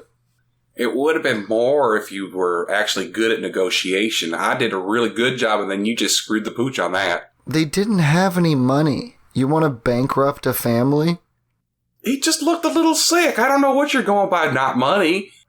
He looked white as... They own a whole resort. If we make sure the family has money, we protect the child. There's nothing saying we can't go back and blackmail him later. Okay. arguing about yesterday, squabbling with one another. Beans just kind of like yawning and stretching as the two fight in the room. Yeah, pretty much. You've got to do your morning yoga, otherwise you're going to stretch a muscle, aren't you? Just kind of casually doing morning yoga as they fight. The three of you get your possessions together and step outside of the bar/inn. The first thing that greets you outside is a vendor's booth that has been constructed on the edge of the road. A wood elf with dark skin and white hair is handing a loaf of bread to a child. As you watch, an older human woman steps up to the booth. It's just you three, because I didn't hear you sleeping with Theo and Ted, so it sounds like they went home. Probably. Yep. The wood elf accepts 1 copper from the older woman and, with a smile, hands her a loaf of bread too. Everybody please do a perception or history check. Your choice. Tell me which one. Oh, that's a nat 20, so I'm going to go with perception with a nat 20. I'll take a 24 history. I will do an 18 on perception. You all are very, very observant. For the people who rolled perception, it was a very small coin, much smaller in size and denomination value than you'd expect a loaf of bread to cost. And for the people doing history checks, even here in the slums, bread costs more than the amount they paid. You know the historical price of bread here, and it looks like this booth is a very good value. Oh, hey, kid, are you a street urchin? A wood elf with dark skin and white hair is handing a loaf of bread to a child. Oh, that. The child. Yeah. The child. Got it. We have our urchin radar up. Urchin detected. Yeah. The urchin has a loaf of bread, kind of like the movie Aladdin, where like the loaf of bread is as large as the kid's head. Hey, kid, come here. We want to talk to you for real quick. We want to hire you for a job. Okay. So, you know what? This is your territory, Tanny. You know these urchins much better than I do. Anyway, what he wants is we need to find a poet, a bad poet who wrote one good poetry because his parents are bastards. And you guys have already found him once before and stole his poetry book. So, can you find him one more time? Tanager is like physically putting himself in front of Dr. Crud with like a big smile on his face. We're going to play a game. It's a scavenger hunt. But you're not looking for objects, you're looking for a fact. If you can find who took a moleskin notebook from a man, and I give roughly the time frame about when it would have been stolen, you get 3 gold pieces. And everybody in your family gets 1 gold pieces. And I'm going to give you 2 gold pieces right now to tell everybody you know that this mission's on the table. But if I find out that you're lying, my big elephant friend is going to be upset. And then I look at you and try to give you a face, make a mad face. Tanager, he's a child, not an idiot. Why are you talking to him like this? Because he's a child and they are idiots. Do you want to play the game or no? The kid wants your money. The kid will play your game. Well, cool. There's some judgment. Yeah, a lot of judgment. You ever seen a preteen? I'm picturing an 8-year-old. Not when I hear street urchin, I'm thinking single-digit child. Right, yeah. They live on the street. If he's which a means teenager, they're smart enough to live on the street, to survive on the street. It's playing your game. The kid is playing the game. The kid wants the gold. You said 3 gold. If he's a teenager, I'm just going to offer him tobacco, weed, and liquor. And it's a young kid. Yeah. They're along for this weird ride. Look, whatever, kid. Get out of here. Hey, kid, I'm sorry about him, but yeah, you go do your job. Beans? Oh, sorry, what was going on? I was thinking about breakfast, and there's no fish around. Why is there no fish? Oh, I got one for you. Oh, Dr. Crud grabs one out of his bag. You know, I always got fish jerky for you. Yes, but I don't like asking. Well, I'm offering. Oh, okay. Can you throw it up? I need some exercise. He dangles it at 8 feet above his head. No, it's okay. You can throw it. Oh, okay. And he's going to throw it. That's going to be a 20, a natural. Does that hit your AC? Oh, I'm not throwing it at him. I mean, you can do. That's okay. Because I'm a monk and I can catch all this. He can catch missiles. Yeah. Well, in this case, it's official. I guess if you miss it and it hits you, I'm rolling my crossbow damage on you. Well, I do. I can, reduce the damage. So, but deflect missiles. I mean, it's technically catching, right? Sure, there's something about catching in here. Yeah, deflect or catch the missile when hit by a ranged fish attack. Yeah, it specifically says fish. So I reduce it by 1d10 plus 12. So if the damage was going to be anywhere above 12, anywhere like around or below 12, then I'm good. I can just catch the fish. Yeah, It was going to be below 12. Yeah, I can't roll anywhere. I can't even get to a 12, so you're good. So you throw the fish directly at my face. Yeah. Apparently, I'm javeling it to you. Hey, I put it in I loaded it on my hand crossbow and shot it at you. Hey, you've got a lot of unresolved issues at the moment. It's okay. You asked me to do this. Well, yes, but I'm an idiot. Straight at my face, and I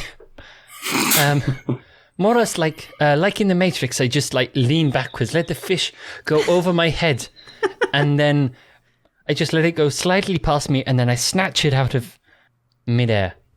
And go, oh, that was a good one. Enjoy your breakfast. I'll shoot you another one this afternoon. Okie dokie, don't tell me next time. I want a challenge. All right, off you go, little urchin. Find us our guy. Hans. His name is Hans. Go find him. What does he look like? All you have to do is find the urchin who stole the moleskin journal from the elven kid. Okay. Yeah, he's probably already drunk. Okay, and the kid runs off and is hunting on the path of the moleskin, and that'll take one day. This kid sucks. We're gonna have to do our own investigation. I put 2 gold pieces on the counter of the bread shop, and I'm like, okay, this is for anybody who comes to buy bread until this gold pieces is, gone. Also, you were using weird coins. Is this an illegal shop? I can keep throwing on money on the counter until you tell me. Wow, just go for the jugular, buddy. You literally went for a jugular earlier.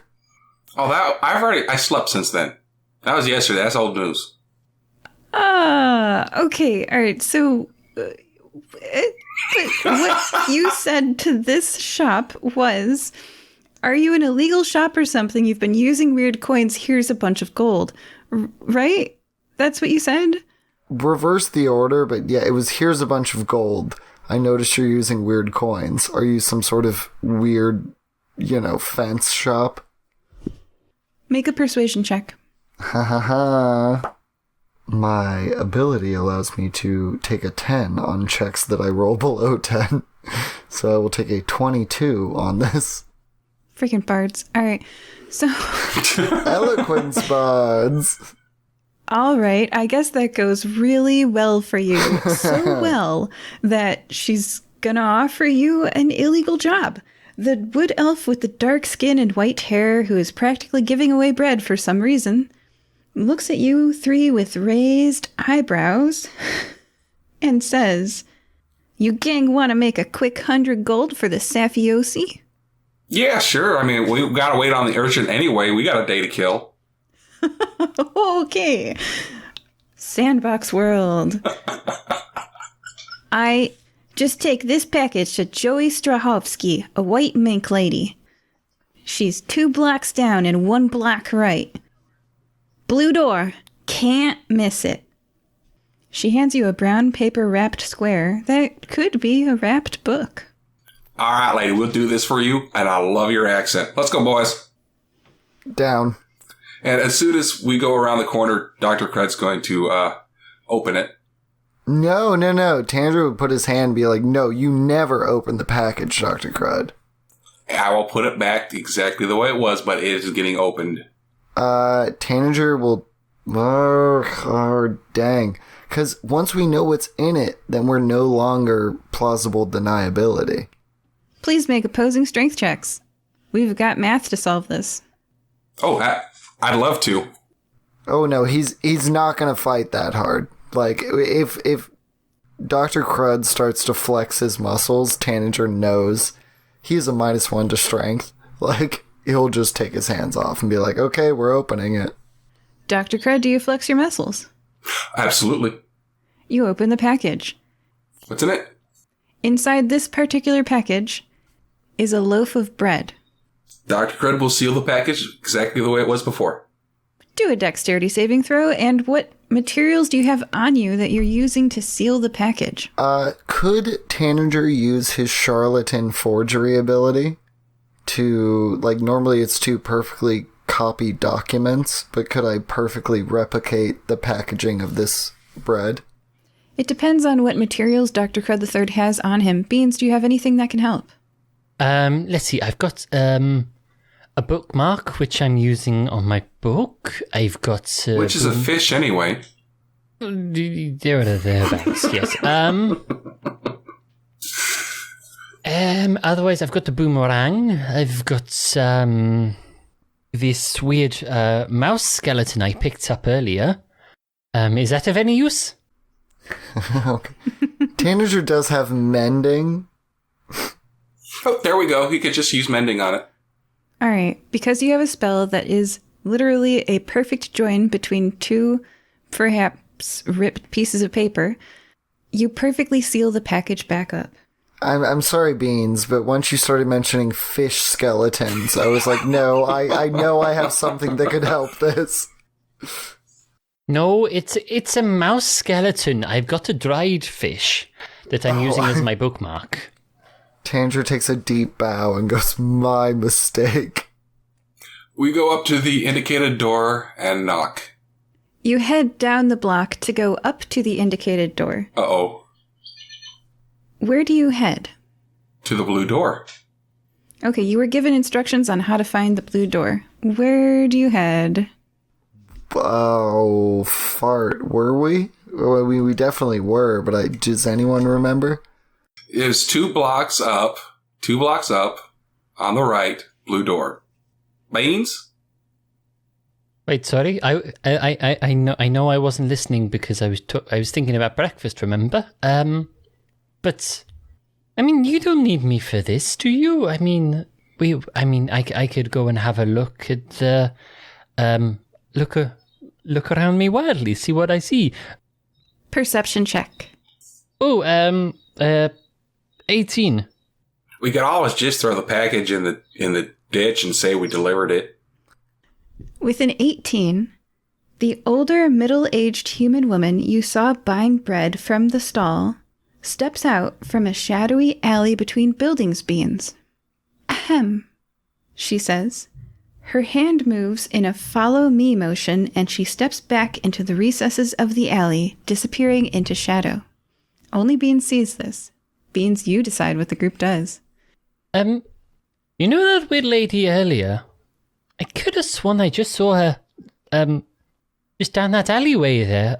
She coughed with a mouth, like, without her hand over her mouth, which is a really bad idea. But she seemed to indicate that she wanted us to follow that way. Or at least me. I don't really know. It's weird. What? Oh, sorry. We were trying to decide which mailbox we were going to throw this package into. Do you want to go by yourself, or do you want us to go with you? I mean, I could do, I suppose. But I mean, you only need one of you to drop that off, right? Oh, we don't even remember where it goes, so we can drop it off wherever the hell we want. Well, that's a good We're point. not going to get paid. That's okay. How about we hold on to that? It might be useful later on. Dr. Crud pockets it. Yeah, because, these people never give us any time frames. So we can just do it later. Do you pass this alley and continue on your way to the blue door, or do you go into the alley? Do you do it all together, or do you do it separate? I think Beans would mention it as we did and want to follow, I'd say. Mm-hmm. Dr. Crud III and Tanager, are you going to follow Beans into the alley, or are you going to continue to the blue door? Well, as he mentioned before, well, there is no time limit, so we can always come back and deliver this. Sure, let's go. Sure. Okay, and that is where we are going to leave part 1 of this adventure. They're going to, before they deliver the package to the blue door, dip into this alley. Joining us this time were Beans. What? He seems done. Dr. Crud III. No time limits. And Tanager. Tanager. All right. See you in part 2. Bye. We hope that you're enjoying this episode of the Fire Breathing Kittens podcast. Please leave us a review on iTunes.com. If you leave us a review, we'll read it on air. It's fun listening to the words of your review get read by the characters you know and love, so go to iTunes.com and leave us a review today. Can you think of someone who might enjoy this podcast? Please share it with them. Is their birthday coming up? A special anniversary? Would you like us to wish them a happy day on your behalf? You can arrange for us to read your shout-out on air at firebreathingkittenspodcast.com through our partnership with the website Buy Me a Coffee. Do you enjoy reading books? You can find paperbacks and ebooks based on our adventures on Amazon.com in the bookstore, Fire Breathing Kittens, that part's all one word, podcast. The authors do a great job of adapting the stories into fun novels. We also have official merchandise on Redbubble.com. Imagine owning a notepad with the Fire Breathing Kitten logo on the front, or a t-shirt with one of your favorite characters. And lastly, I'd like to take a moment to sincerely thank all of you. We don't pay to advertise this show, so the only way we can grow is through the support of listeners like you. Thank you. Welcome back to Fire Breathing Kittens, a 5th edition Dungeons & Dragons podcast. We are joined again by Tanager. Hello. Dr. Crud III. Howdy, howdy. And Beans. I have no idea what's going on, but at least I've been well fed. Everybody, please roll a... Initiative? Everybody, please roll a d20.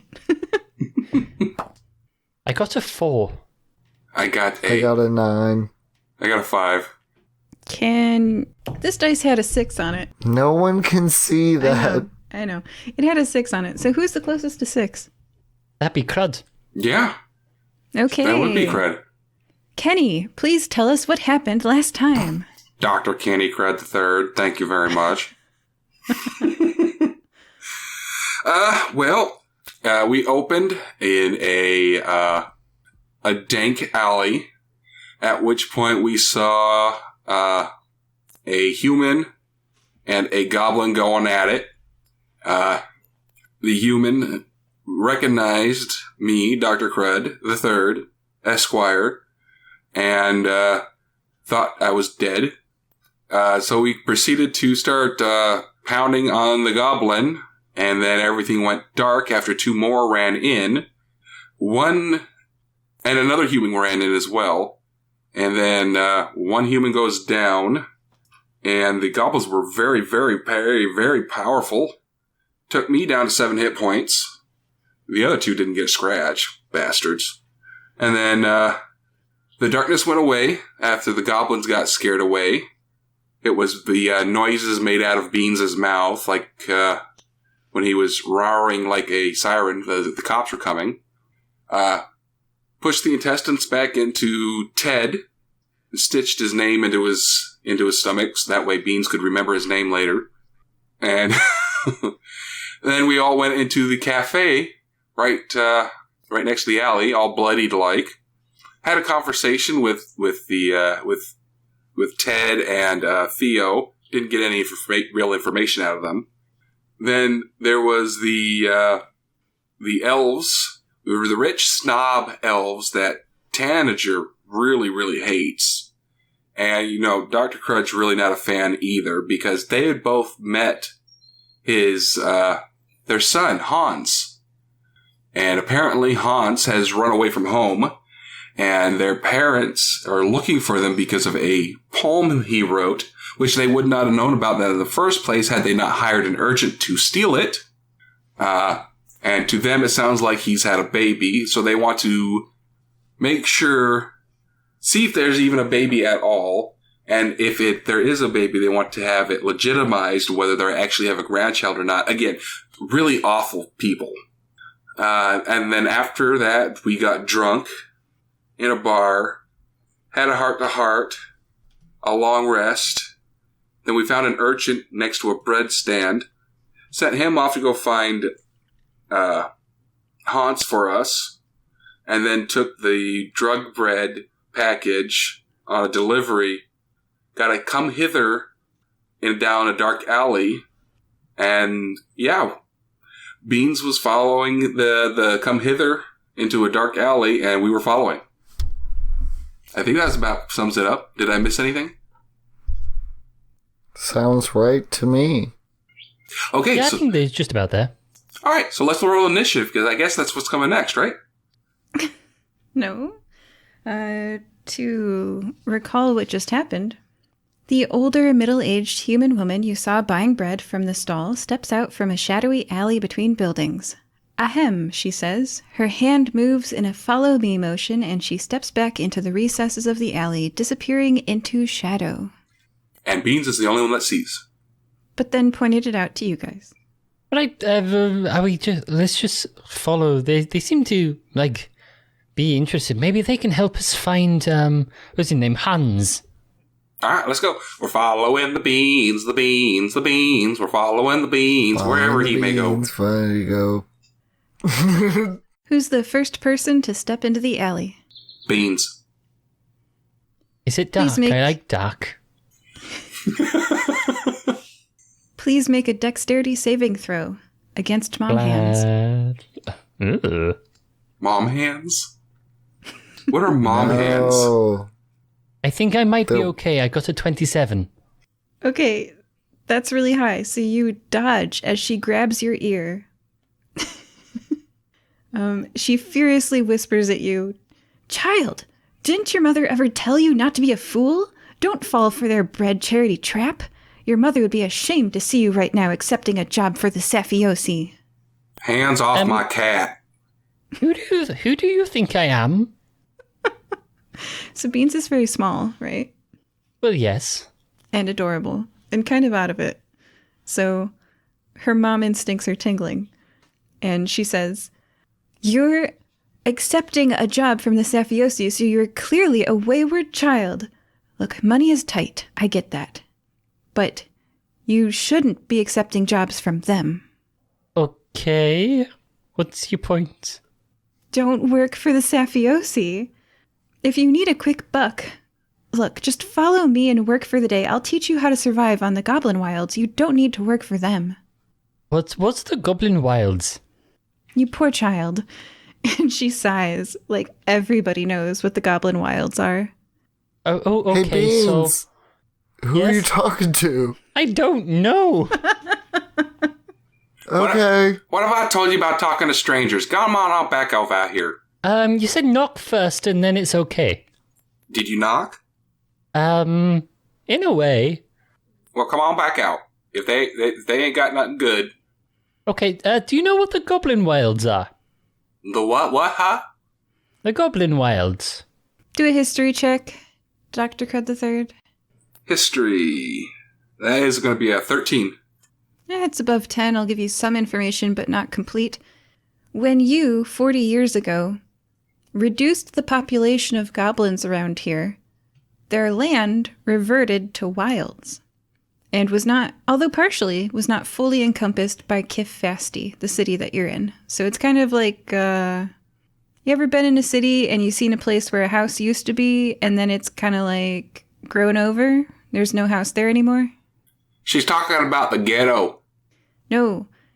There's no one lives there. the Goblin Wilds.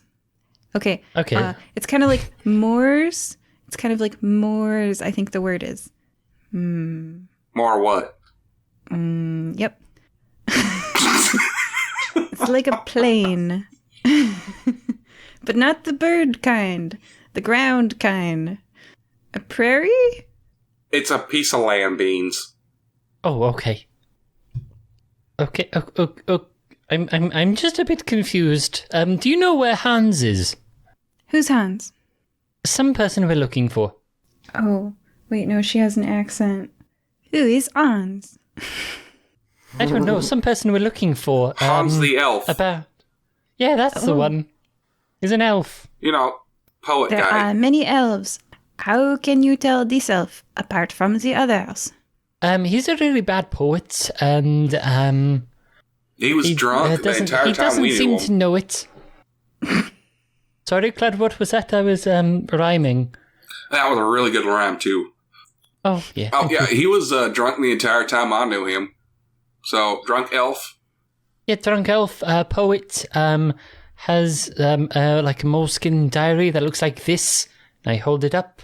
I'm going to do a quick roll with advantage because you've shown her the moleskin.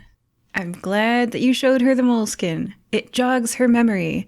And she says, "Why, yes, I have encountered this drunk elf. Although he was not drunk, I did not get very close to him. But he was definitely writing in the notebook. That notebook. Okay, any idea where we might find him? I encountered him when I was in the Goblin Wild." Okay, but like specifically, you know, when I said, where is he? I didn't ask when you saw him. I asked, where was he? See, old lady, you've got these basic who, what, when, where, why questions fairly. I wouldn't bother you with the details, but yeah, where was he?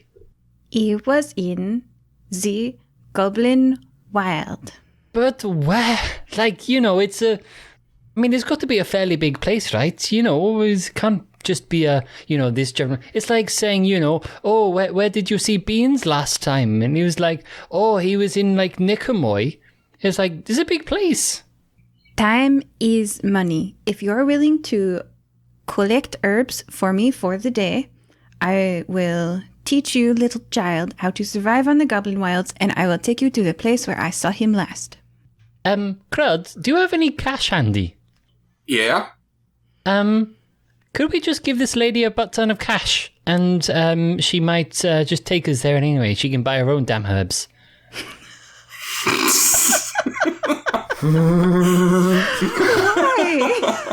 Tanager had the exact same idea. Just bribe her. How much do you think it'll take? A gold? 2 gold? I mean, that urchin was happy with 3. How about 3 gold? Yeah, sure. We'll go for like 3 gold. Hey, lady, how's like 3 gold? And I don't do any picking, and you just take us there. Persuasion check. Because let's face it, I don't know your name, you don't know mine. You've just picked a guy off the street and go, hey, how about you come work for me? That's, if I was a child, that's child endangerment. And, Okay, I'm fairly confident there are going to be some sorts of child labour laws around the place. I do have a law dictionary and I'm in training. So, if you don't want to get the wrong end of a judgeship, then, it's probably a good idea to do what we say. Very predatory. That was a 16 plus 0. With a 16, she will accept your 3 gold and say, I will take you right to the place where I saw him last. This shall cover the price of selling herbs for the day. Good. And try not to kidnap any more children, right? I'm not one, but... She was not kidnapping children. She was trying to talk you out of working for the mob. Did you forget you're carrying a package to a blue door? But let's face it. If someone comes to you out of a dark alley, is like, "Hey, come and follow me into this dark alley." It's like, "Hey, come and work on the fields." Yeah, it's like very predatory. I will teach you to survive, person I've not even asked the name of. Okay, all right. So Do you continue to the blue door, or do you ignore the blue door? Question for the party. We want to make the delivery before heading out there, so we tell the lady, we're going to go make this delivery real quick. It's just bread. I checked. It's fine. It ain't drugs or nothing. She sighs and her mood sours, but you run a quick errand for the mafia. Now they owe me a favor.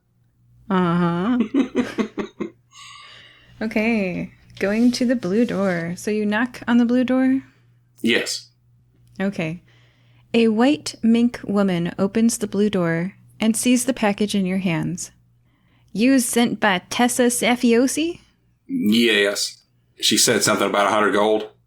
She peers down the stoop at you, those few steps giving her a half-foot above even Dr. Crud III, and an indefinable air of authority. Come in. The white mink woman steps aside and holds the door open for you to enter the darkness beyond. All right, I ain't screwed. Are you the only one going in? Looks like. I go in as well. Well, we do have a new old lady to keep an eye on. Well, Beans, why don't you go ahead and have her take you to the spot, then you come back, grab us, and then you can take us to the spot, and then we'll continue on from there. Okay, that works. Cool.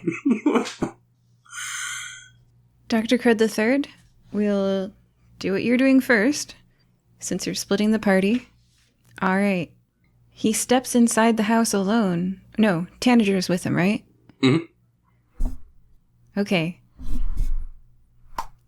The white mink woman turns to you and says, "You did a good job delivering this package. How do you feel about delivering another?" Well, this is, first of all, I haven't even gotten paid for the first one, so we gotta get settled up first. She hands you 100 gold. Oh, thank you. Let me know the details and I can tell you yes or no. Okay. Our people will look into your people. Come back next month, same place, same time, and we'll have another delivery job for you.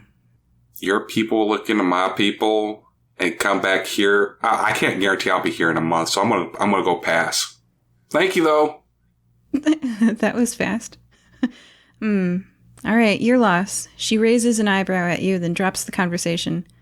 Best money in town, but all right, don't waste my time. Get out of here. I didn't waste your time. I brought you the package like you said. You asked me to listen to a business proposal and I declined it. No time was wasted. Goodbye. Hey, Beans, wait up. We're coming. Very quickly, he exits the building with the blue door, declining that high-paying delivery job. Okay, you're going to follow Luma. She introduces herself to you. Yeah, meanwhile, that old lady is trying to stroke Beans' fur. Oh, like, no, she's not. No, stop it! Get off! No, she's not awful. Just okay. Predatory. No, okay, all right. Sorry. Okay. She leads you away from the hovels of Kifasti to the goblin wilds beyond, every now and then pointing to a plant and telling you what time of year and what parts can be eaten. Because she's walking by it. Might as well. My son called these ones blueberries, but they're not. Don't eat them. She thinks you're a starving orphan, Beans, so she's just pointing out what berries to not eat. I've just had fish. I'm fine. She sighs and says, I have a son about your age now, Ted, who has gotten himself involved with the Panther Guild. I'm sorry that I was projecting onto you, because my son has gotten himself involved in something that is more like a gang, really. She sighs again heavily. That's what I said. I was projecting, I'm sorry. You're not Ted. Wait, what? No, Ted's not dead. What? Did you say I'm not dead? No, Ted's not dead. Oh, that's one of the guys we were with last night. Theo, Ted, Ted got hurt a little bit, stuffed his intestines back into his gut, stitched his name into him. What? Yeah, he got in a little bit of a fight. He got stabbed. I fixed him up. He was good to go. Tanager, are you still here? Oh yeah, 100%. Okay. She looks shocked, finding out that her son's intestines were outside of his body briefly, and is like, "Oh no, are you gang members with him?" No, we're mercenaries. Oh, my goodness. I wish he wasn't tangled up with those panther denders. But he's right. He can't work in the mines. He got black lung and almost died. Surely there's something else he could do for a living. But I guess not around here. So sorry, lady. My name's not Shirley. It's Beans. But Crud, I said it was a gang, didn't I? Yeah, I didn't doubt you one bit. I mean, pandy dandies? Of course they're a gang. Okay, let's move on from this and never speak of it again. But anyway, Ted's just fine. I wish he was out of those panther dender pandy dandies, and that he did not have to interact with them again. Theo is such a bad influence. I'm sorry. Are you looking for like a specific reaction from us? Like, are you just wanting like a support or someone to say, "Oh, that sucks"? Or are you actually wanting like us to do anything? Because we're really bad at these non-verbal cues. She thinks of you, Beans, as like a child because you are very short, very skinny, and you are accepting free bed. She thinks so. Also, I'm a tabaxi. That's kind of racist. Like, you're a cute kitty, and she doesn't want to see you come to harm. So she says, "No, you poor child. I would never ask you to do anything." She takes you. You have walked at this point far outside of town. I'm glad that you got to know her. I can tell that you really don't like her, so we're going to not continue your conversation together. But she annoys you all the way to the Prairie Garden, or the Goblin Wilds, or whatever you want to call them. Beans arrives thoroughly ruffled. He's displeased with the conversation that he's had on the walk here. He's like, "Let's get this over with. I just want to find Hans." All right. Crud's like, hey, Beans, try and talk to more people. Maybe you'll get better at talking to them. And do off your shyness. And then like, okay, I'll try talking to people. And this is what happens. No, thank you. Well, you just picked the wrong person in this instance. Well, how am I meant to know who's like a good person to talk to? Maybe you should have told me not to talk to people who just randomly, stick their hands out of dark alleyways. Well, I did explain stranger danger. When was that? Oh, that was, back when we were doing that traveling with each other. Just me and you. Oh, yes, I remember that. Wait, was that before the tobogganing incident or the after? That was between the toboggan incident and the vampires. Oh, okay. So it was around the time we, about that time we took part in that like sports championship, and we ended up pole vaulting for that one team that one time, right? Yeah, that's exactly what it was. Where I climbed on your shoulders and we put a big trench coat on. Yeah. Okay, yeah. Oh, yeah, I remember that, yes. Yeah, it was all those strangers trying to get you to do things. Oh, so you were saying don't do all that, okay. Learning experience. We're continually learning. Here, have a fish. Ooh. Nom, nom, nom, nom, nom, nom. In the Prairie Garden, your eyes fill with the vast open sky. Leaning back, tilting your head, swiveling, you can't take it all in one view. Openness, emptiness, land as far as you can see. Mountains in the distance, dry scrub brushes, the desert, shriveled, twisted tree bushes peppering between here and the horizon. At least 5 species of different desert plants, although you'd have to get closer to identify them. From one perspective, there is everything here. From another, there is nothing. Which do you see, adventurers? I see peace. I see beauty. What I want to see is Hans. I mean, ideally we'd be looking for Hans. Can we just shout out and go, Hans?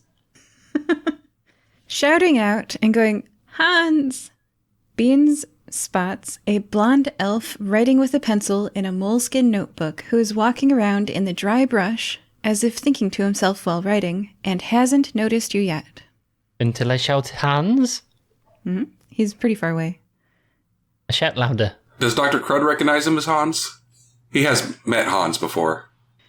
All 3 of you have met Hans, haven't you? Was Beans there? Yes, because if I remember correctly, from 1 year later, he was passed out outside his old house, right? How was that one? We dragged him inside and stole a painting and all sorts, basically. I keep getting the adventures mixed up. How was that one? Do I know you three? He looks directly at Tanager. Your face in particular looks so familiar. Matt? Michael? Marvin? No, I just have one of those faces. You must be mistaken. This is Tanny Boy. You know, from the song, "Oh, Tanny Boy." The pipes, The pipes he's smoking. Okay. From gland to gland. And more words that I don't by know. Dr. Crud. Oh, Tanny Boy, his drugs they keep a-taking. In the jail cell, he makes a lot of friends. There's different laws in different places. It's illegal where you are. It's not illegal where he is. I'm not saying he's being arrested for that. It's something else. Okay. Well, Unspecified reasons. it's nice to meet you, Tanny Boy. Pleasure as well. I don't know. I feel like I know you. I feel like, I just feel like we're friends, right? I feel charmed by you. I have that effect on people. Can I try to make a persuasion check to divert the topic? Yes, you can. Well, I'm going to tell you right now, it's not going to be less than a 22. It's a 22. Great. Yeah, he totally forgets. He's distracted from... Hey, bud, I feel like I met somebody who looks a lot like you. Maybe they were your folks. Are you close to them? How do you feel about them? I guess if I ask you to do a persuasion check again, you're just going to roll a 22 again? I can roll higher if you want. No, I'm good, thanks. I'll take a 27. Great. He tells you all about his relationship with his parents. They always wanted me to take over the family business in Para. I don't really enjoy running hot springs. Hot springs are kind of lame. They smell bad. And I would much rather write poetry here. Look how beautiful this is. I remember you telling me all about that. Remember Beans when he was talking about that in the bar? Who's Bees? I said Beans. Oh, sorry. Get the bees out of your ears, Beans. What? Oh, that's what the stinging is. Get your beans out of your ears. Tanager does not remember Beans' name.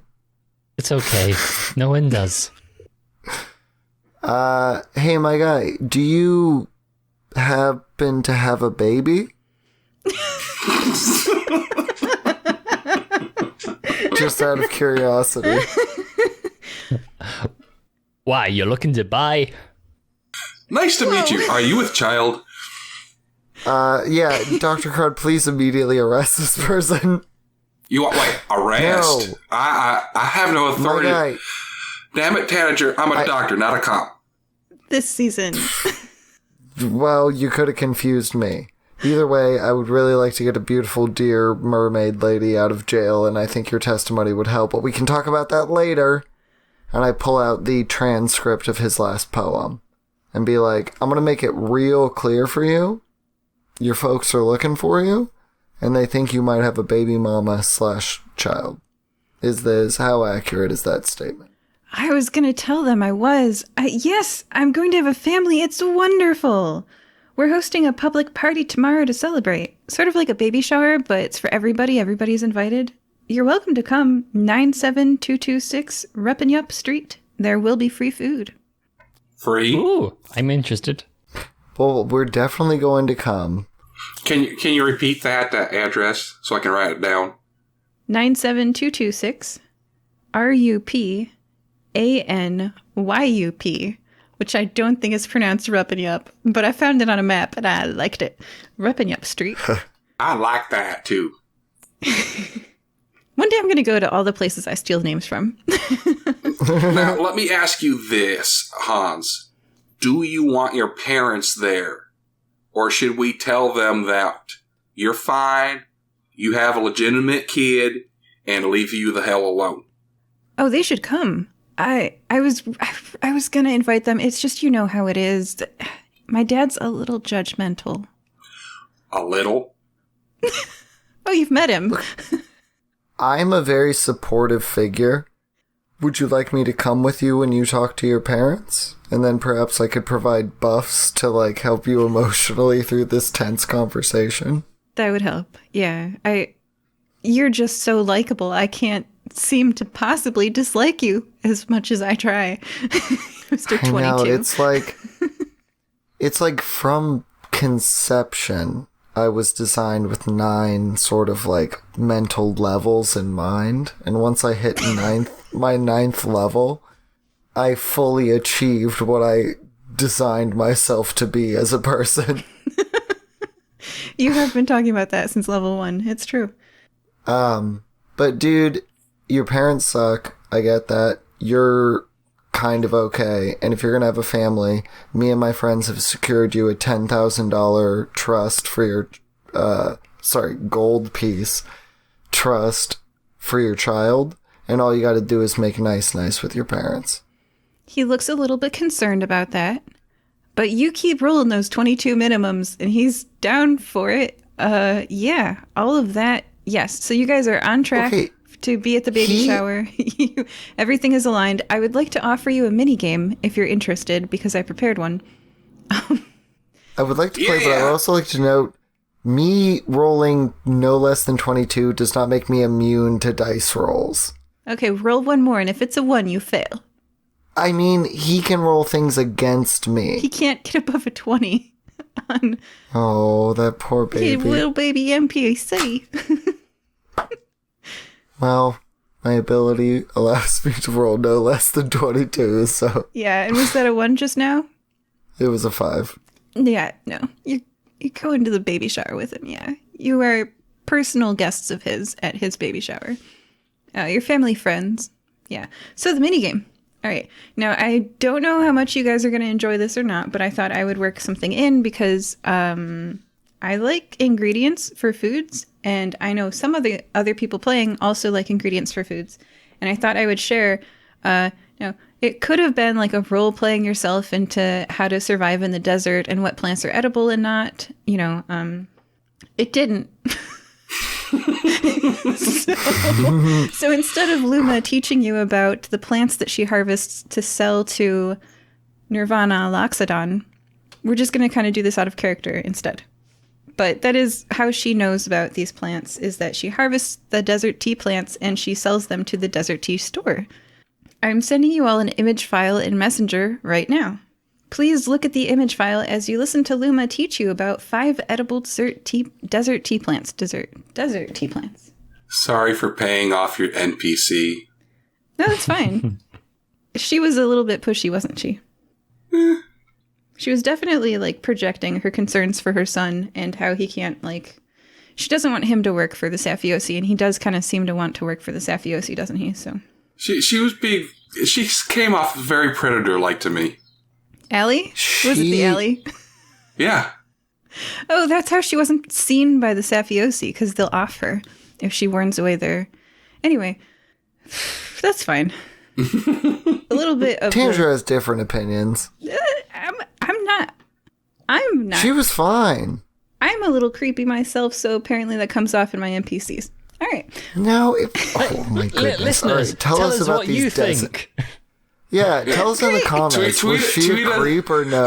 Yeah, tweet us at the Fire Breathing Kittens podcast and tell us how creepy you think each one of us is. Great. Go to the Fire Breathing Kittens subreddit and create a straw poll on if this is a creep or not. Come on, community, we're engaging with you. Respond. Tanager will cast spells on you. All right, so you can vote. Would you like this edible tea plant minigame or not? We can skip it if you don't. Oh no, we're definitely doing this minigame. Yay. Okay. All right, I'm getting nods, which is not translating to the podcast. I promise they're probably consenting. Mini game. Mini game. All of the players have just snapped their necks and ambulances are on the way because they were nodding so hard at how hard they want to play this mini game. Well, if that's true, then now we don't get to play it. Oh, no. No. Right. I will struggle through this broken neck. So I have found images of 9 plants, and they're in this grid. They're numbered 1, 2, 3, 4, 5, 6, 7, 8, 9. Luma is going to teach you about these edible plants. Ready? Creosote, also called Laurea tridentata, is a bush with yellow flowers and tiny green leaves. You steep the leaves and flowers for 10 minutes. So at the end of this, you're going to prepare a cup of tea. You can pick which cup of tea you prepare. Sagebrush, or Artemisia, it's a bush with white leaves growing straight up. It gets woody if it's too big. Smaller leaves are better. To prepare tea out of sagebrush, you steep the leaves for 5 minutes. But beware, this can promote sweating. So if you're sick, that can be good. If you're healthy, you're sweating, might be a little alarming. Okay. 3rd out of 5 is ephedra. It's a bush with jointed twigs that look like fingers. You cover and steep green or brown twigs, green or better, for 20 minutes in boiling water. It's energizing and refreshing, kind of like coffee, but beware if you have a heart condition, because it can stop your heart. Death tea. Well, the American ephedra doesn't have as much ephedrine as the Asian ephedra, so it's actually pretty safe to eat the American ephedra. 4th out of 5 is mesquite, also called prosopis. It is a fern-leafed tree with multiple trunks. You can either cover and steep green or dry yellow twigs for 20 minutes, or boil the seed pods for an hour. It has a sweet vanilla-like flavor. And lastly, your last choice option is white sage, or Salvia apiana, which is a white ruffly bush. You simply steep the leaves for 5 minutes and it soothes a sore throat.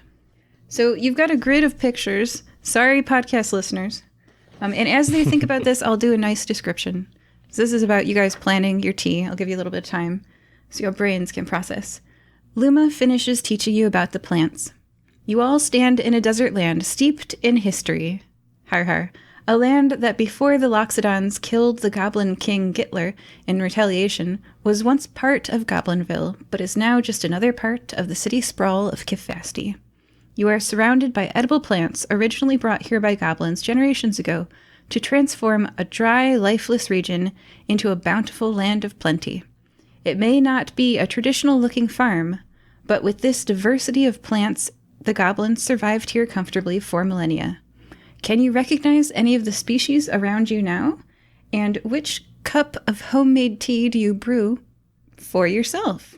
So pictures 1 through 9. What do you pick to brew for yourself? And how do you brew it? So Tanager was not paying attention to what the properties of any of these things were, but he's pretty sure he identified which bush is which bush. Okay. So if you guys noted what the qualities were, I guess from his heavy drinking, he kind of has a tummy ache. So if we could get a cup of tea to help that, I don't know.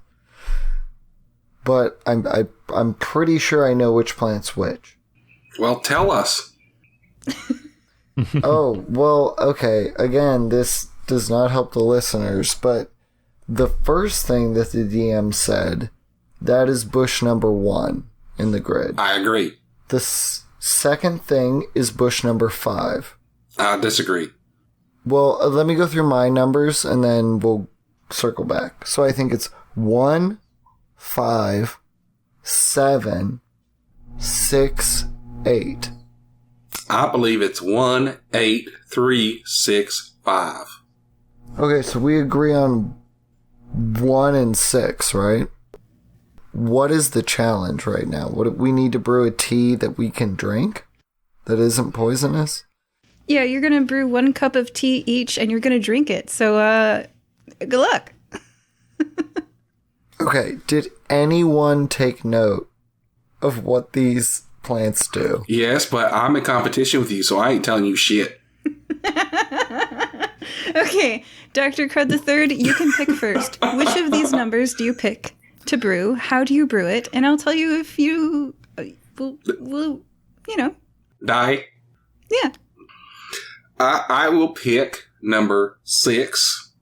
I'm going to steep the green or yellow dry twigs for 10 minutes. Okay. Noted. And I believe that's the death tea. Your tea is being prepared. Beans, you go next. Which one do you pick? You can't pick number 6. Which was the only tree for the listeners. It was a good choice. Well, what we could do is just put them all in one. Just mix it all together. He rejects the bounds of the game. And then just see what happens.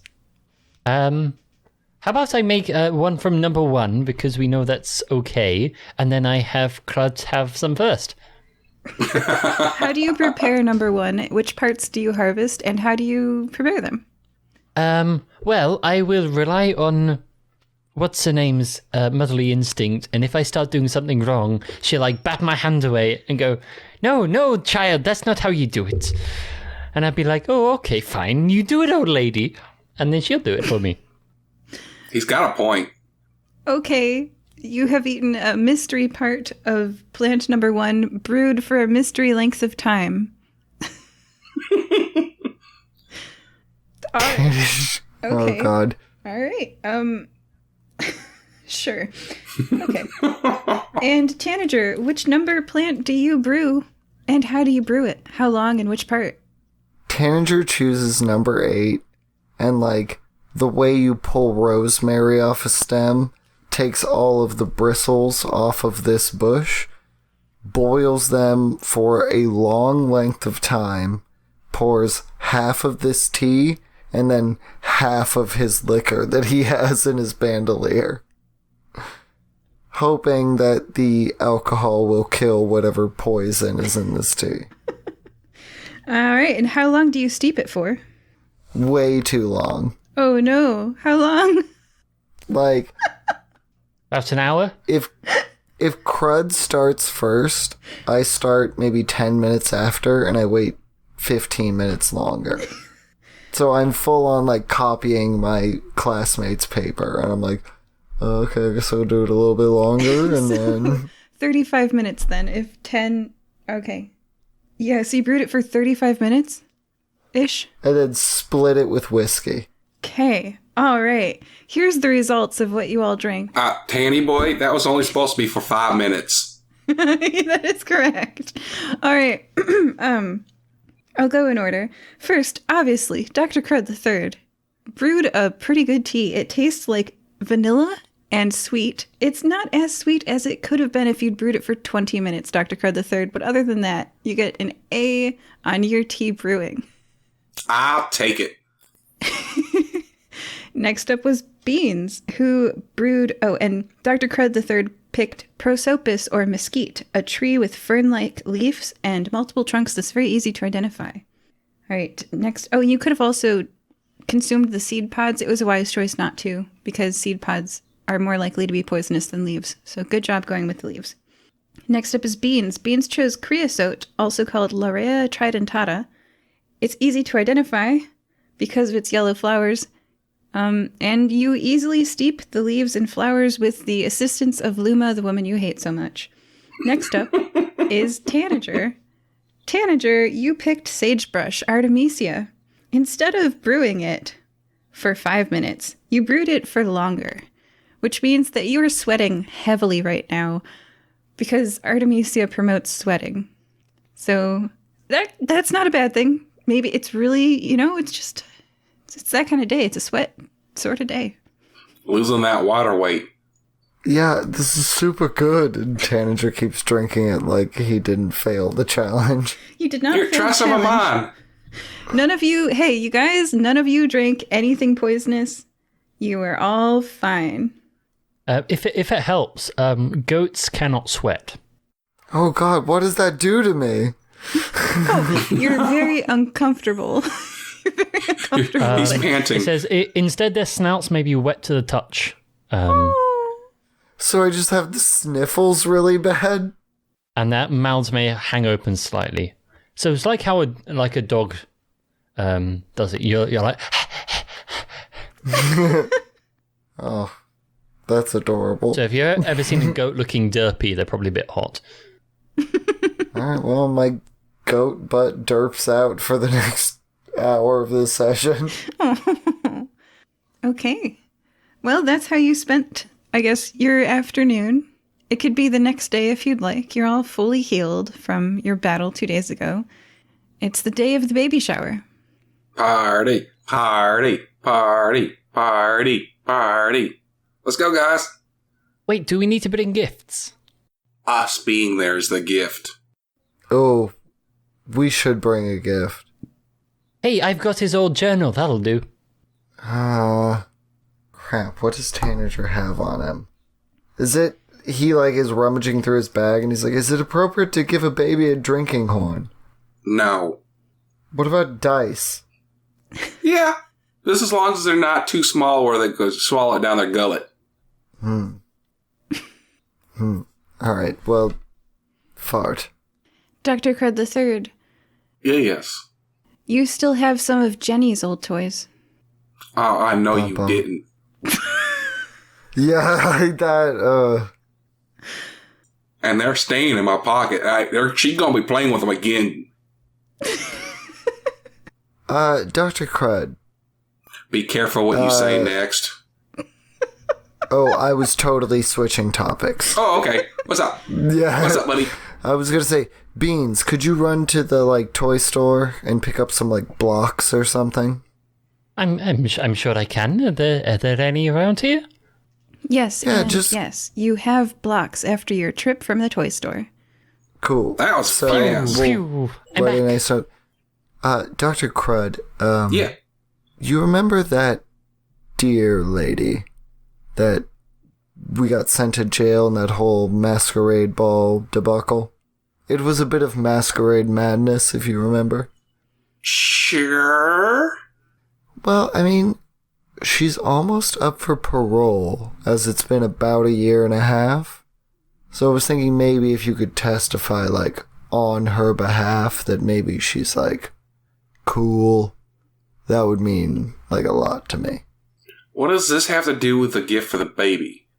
Literally nothing. I thought maybe you would like to talk about something else because of the whole changeling dimension thing that happened.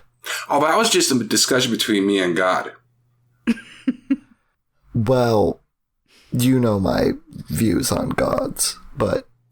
And to answer your question, while I'd love to say yes to you, I cannot abide a criminal. But, come on, dude.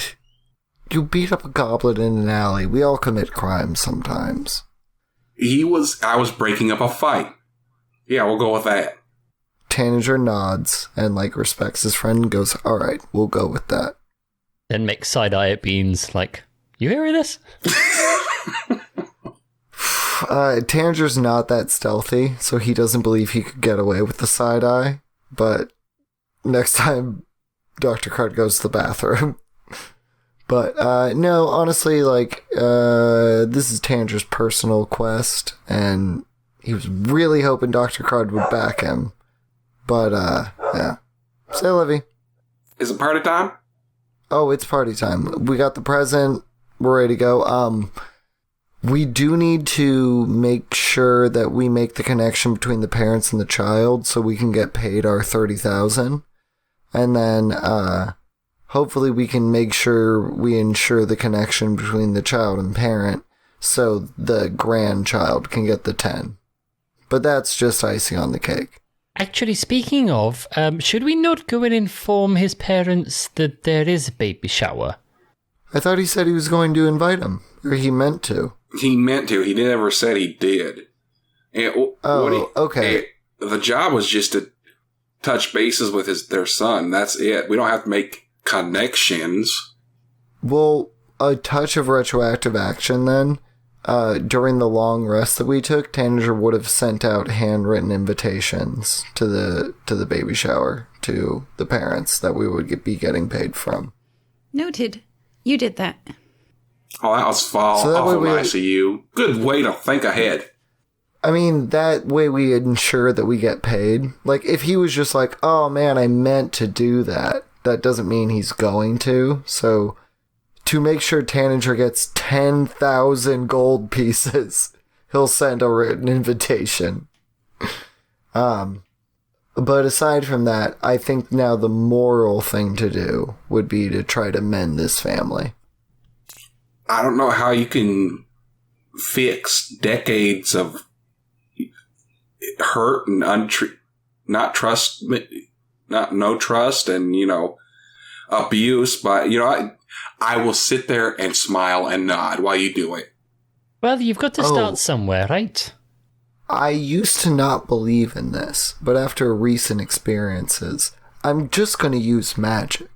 Oh, yes, the fabled 22 that you keep talking about.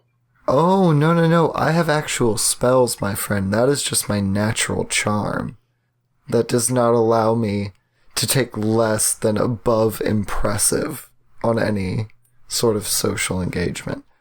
I think if we facilitate the conversation in the correct way, using social decorum, and then delicate application of calm emotion and friends spells, we could create a situation where these people can talk to each other without totally, succumbing to all of the terrors that they've subjected each other to. So, use magic to circumvent their free will to make them like each other. Gotcha. Let's go. I don't like it like that, but kind of, yeah. Okay, yes, watch the way I do it, and then we'll talk about it after if I was impolite in my use of Arcana. So, what can Beans do in all this? Eat fish. Okay. Well, no, Beans. We need to create a very natural conversation, and then we just use magic to make sure nobody succumbs to heightened emotion, so everyone can talk reasonably. Okay, so what do I say? I don't know, man. Do you like your parents? I haven't seen them for quite a long time, so... Me neither. I don't remember them, so who knows? Yes, no. Honestly, Tanager too. I haven't seen my parents in about 5-7 years. I haven't seen mine in over 40. Oh. Okay. It's like we're halfway to the, conversation. I'm like, should we actually weigh in on this, or is, maybe this not our wheelhouse? What? I mean, parental relationships and stuff. Who are we to tell them, That's what I was thinking this entire time. What happens between them is that's for them to decide. It's not for us. We just gotta go in and get paid. And enjoy our party! Okay. Well then, Tanger's just gonna go up, get our purse, say a couple things without magic, and hope that it steers the conversation in a positive way. Anybody want to come? Oh, I'm already at the buffet. Beanie Boy? Sorry, I'm just figuring out whether I like that nickname. Better than Boots. Better than Boots, yes, certainly. I'll allow it for the time being. At least you didn't call me Beanie Baby. That's, Oh, that would have been better. It's definitely Beanie Baby now. No, Tanager throws his armor. No, I reject it. I don't like that one. You did it to yourself, buddy. Yeah, well, such is the way. So, Beans, I think the move is we go up to the son. Heinrich? Hans. Like in Die Hard, that play we saw one time. It was too violent for me. Just don't toss him off a roof. I think the polite thing to do would let him know that we were paid to find him.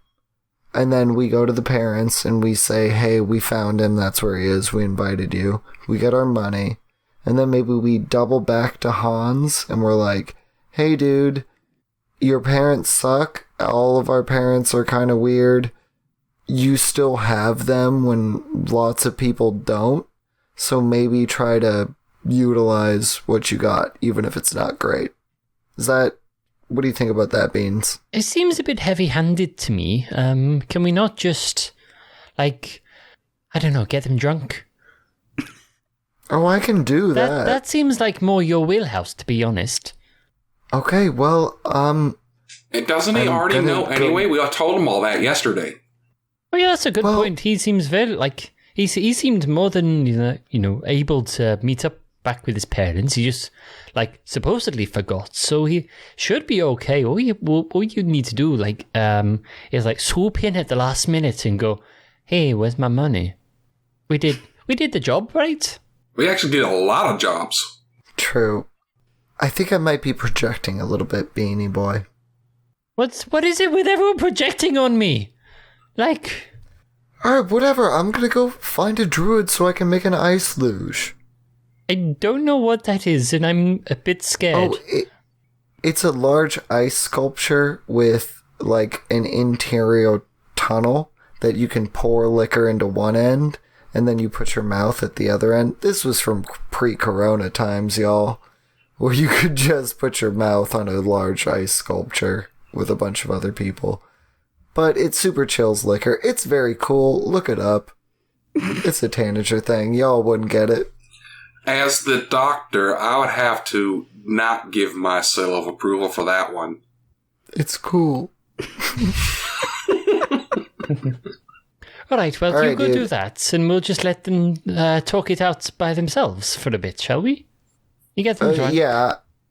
I'm just going to create party liquor drinking games, and just to create a environment of drinking to follow Bean's plan of getting them drunk. Okay, so you guys are going to the party, right? You 100%. okay? You There was ready to go to food. They said there was food. Of course we're going. Okay, Yeah, buffet, ready to free head- food, all you can eat. All right, you've got lots of plans for what you're going to do when you get there, and you're going there now. Okay, the address Hans gave you, 97226 Reppenup Street, would be difficult to miss. It is an expansive mansion on luxurious grounds in a gated community, a bit unusual in a city of slums. The gates are wide open, and there's a real flow of who's who people heading inside. Glittering ball gowns, fitted suits. What are you all wearing? Same thing I wore yesterday, and the day before, and the day before. But not the day before that. Oh, well, I've just got my punch hammock, same as always. I think, Tanager, do you have any sort of prestidigitation to clean me up at all? No, but I do have a disguise kit. Oh, no, that's okay. I'll just lick myself clean. It takes a bit longer, but, not really an issue. Cool. So while Beans licks himself clean, Tanager is going to be applying makeup and, changing himself out into the most, Princess Jasmine sort of silks with bangles and, little bits of gold jewelry hanging from, cloth drapery. And that'll be his outfit. All light blue and silver. All right. Wearing those outfits, you step inside. A gaggle of giggling girls surrounds a heavily pregnant goat woman reclining on a chase lounge. Her belly is huge. One of the girls hands her a card. The goat lady opens it and thanks them. An orc man is standing behind the chase lounge. He is wearing a white coat with 6 buttons down its front, placed like the dots on a dice, 2 by 2 by 2 down the front of the coat. It reminds you of a French chef outfit, except that the sleeves are cut off so that his massive, muscly arms can have more room. Clearly, you assume, the orc is a bodyguard, or possibly her personal chef. The goat woman lifts the card and hands it to him as if to store away. He smiles, bends down, accepts the card, and gives her a kiss on the lips.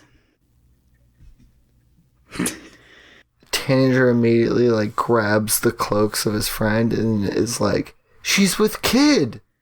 Hi, everybody. Yes, we get the joke, Tanager. Well done. Very clever.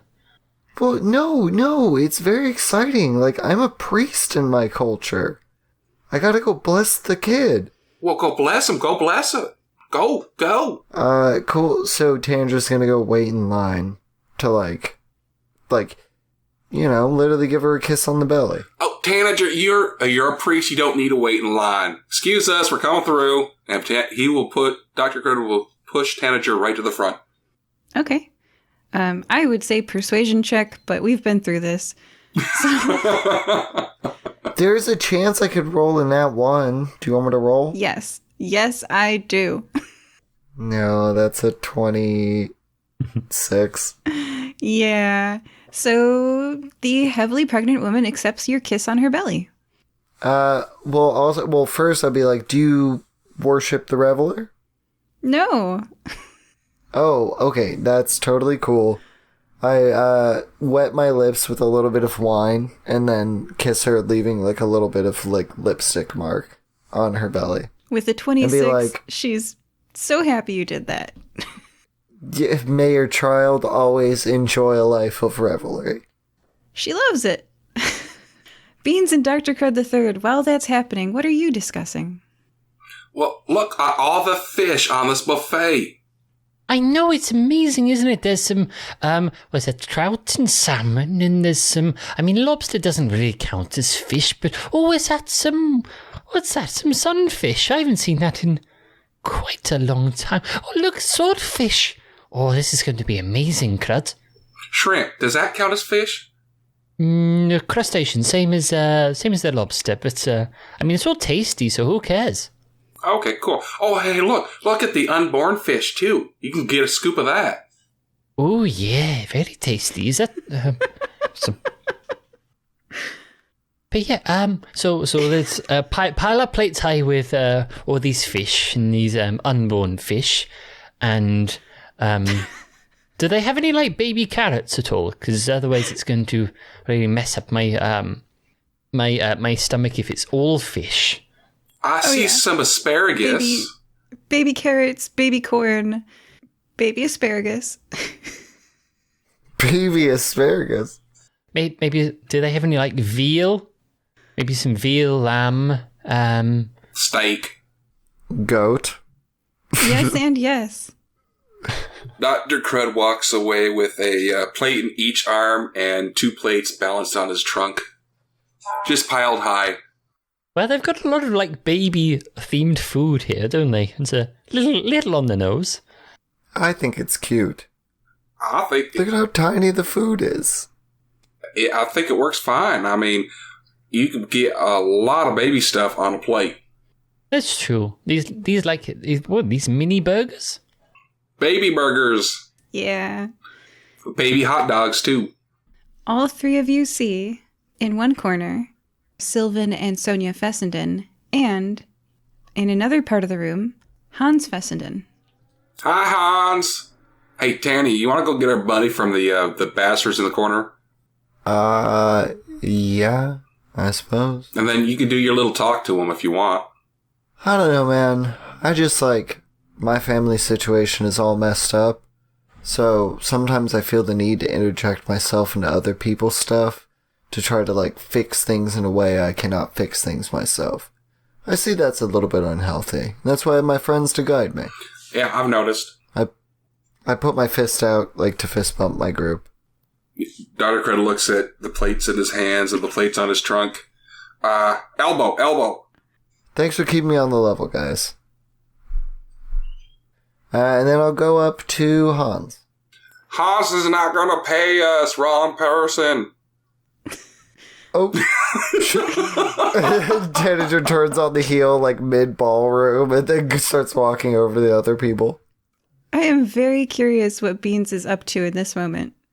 Well, there's a lot of fish eating going on, and I think maybe... I think with this much, food available, we'd be a little overly aware of everyone around, so we'd probably hide under the table just to eat it all. Okay. All right. And what do you guys do next? Hey, Fessendens. Clearly, you're at a baby shower. You got my personal written invitation. Your son's across the room. This is not... I did get your invitation. So, what is the result of your investigation? Should we publicly back this baby as being a Fessenden, or should we not? My personal opinion, which is not the opinion of the fire-breathing kittens or any of the people in the room, is if your child, who you supposedly love, and I wasn't privy to that conversation, but I, give them both a glance. Well, Beans is under a table, so... Well, if you back your child and he is backing his child, that's your grandkid. It's as simple as that. Either way, we've put you in the same room and we've recovered everything. And if you need an answer, yeah, back the kid. Aww. Give us the money, please. I was going to go, and then you wouldn't give us the money. Well, I mean, I am fully for the awe side of this, but my group is like, no, that's not your business. I see. Thank you for being our eyes and ears on this Exploding Kittens. We will remember your excellent service. And as promised, here is the promissory note for 40,000 gold. They hand you an official sealed scroll with the Fessenden coat of arms on it that you can cash in at any federated bank for 40,000 gold. So I fold it up, put it in my pocket, and once it's firmly in my possession, I look at him and go, look, I don't have a lot going on in my personal life. Be a good dad, because this guy's my friend, and I point at Hans. He's just a kid trying to figure out a bunch of stuff, and he needs his parents to guide him. So, please, don't get me so bored that I need to be interested in your family again. Be a good dad. I know you can do it. Dr. Crud III and Beans. Do you do anything else before the end of the adventure? Well, I think Crud could probably give a somewhat impassionate speech. Impassioned. Sorry, impassionate means the exact opposite. I was going to say, it's one or the other. Yeah. Crud could give a pretty impassioned speech about, taking advantage of the presence of a child and, missing them when, you notice, if they're not there. So if you want to do that, to really hammer the point home to them, then you are more than welcome. Dr. Crud hears him, clears his throat. Stop being bastard to your kid. Okay, good speech. Tanager claps. Yeah. Actually, if you start just clapping, then Beans will come out under the table, not understanding what's going on, and just start clapping as well. And hopefully everyone else in the room will also start clapping. Because they think it's something to do with a baby shower. Of course. The whole room starts applauding. Holy crap. Was that the baby? What? I'm sorry, I'm saying, maybe it's obvious. The pregnant lady that we encountered 15 minutes ago, was that Fessenden's, that's Hans' baby? What you mean the very pregnant lady at the baby shower that everyone's saying hello to and saying, how's your baby? No, it's a different person. Oh my good, I'm sorry, it's all just clicking for Tanager. Okay, do you want to have done anything differently? Because no, everything just to point out, the orc is Clark as well. Wait a second. Yeah, no, I need a minute. I'm sorry, listeners. Are they in a throuple? Are you asking the DM or are you asking one of the characters? No, I'm asking my party members. As long as they all agree, it's all groovy, baby. That's super cute. Okay. I ain't here to judge. Oh my god, that's why Clark stopped drinking. Tanager is just now realizing everything that's going on around him. It's the end of Usual Suspects. This is a real Kaiser Soze moment for Tanager. Yay! And how do you two react? As long as they're happy, they can do whatever the heck they want. And Beans. I think I've just about finished my plate off, so I might go get back and get some more. Pretty good salmon, not gonna lie. Like, if you, like, roll it up, like, if you just have your slice of salmon, you stick some caviar in there, you can roll it up, right? And then you, surround that with some tuna, okay? And then you roll that up in some seaweed. That's pretty good. Have some more fish. Oh, I will, don't worry. All right. Well, if you guys have nothing else to do, are you officially good? Tanager's freaking out and would definitely want to offer babysitting services / like he has already spent a year renting out luxury lifestyle in a manor. So like if they just want to have like a date night, like him and Curry can like watch their baby for a while. Okay. Or if they like, I don't know, he's just like super excited for them. He's really happy this freaking goober he met a year and a half ago has finally found love. Like, I don't know. Tanger's really happy. Aw, okay. I will do the epilogue, and I will also answer all the questions that I'm sure you have about the story. There were some plot threads you guys did not investigate or tie together that I will do for you at the end. So, first, if you had talked to Ida...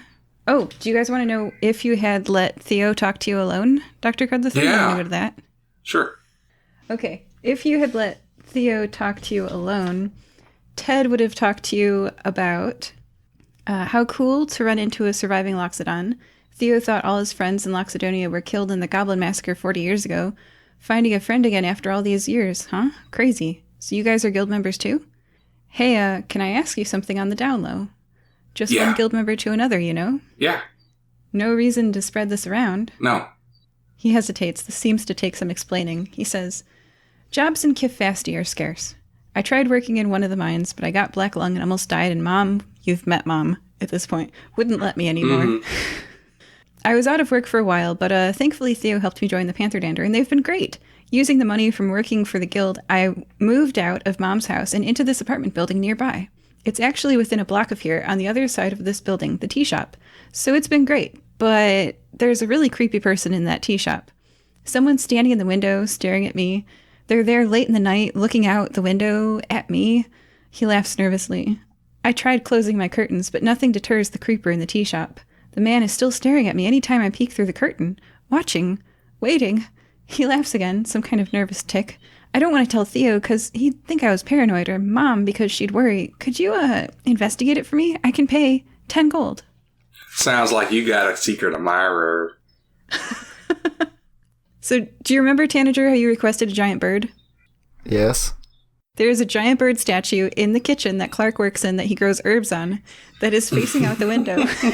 I was just going to say, it's a mannequin or something. Like, it is. And then that would have prompted you guys to investigate alternative jobs for Ted. He could scavenge on the goblin wilds like his mom does, but he could also be a bodyguard for the child. You guys didn't talk to Ida. She would have said, any friend of Hans or Clark is a friend of mine. I'm so happy to have met Hans and Clark. Creating a family together really is the dream. Oh, you're strong adventurers. You'd be good people to ask. Do you have any friends you can recommend as children's bodyguards? We pay 10 gold a month. Yeah, Tanger still would not want a goblin racist as a bodyguard. Oh, Ted? Yeah, Theo's been a bad influence on him, so you guys left him in the Panther Dander. I have some, if they didn't save Ted from the Panther Dander epilogues. I'm sorry, just real quick. Panther Dander is the name of their guild? Yeah. Okay. I don't see how Theo would be friends if he was 8. He would have been friends with a 20-year-old?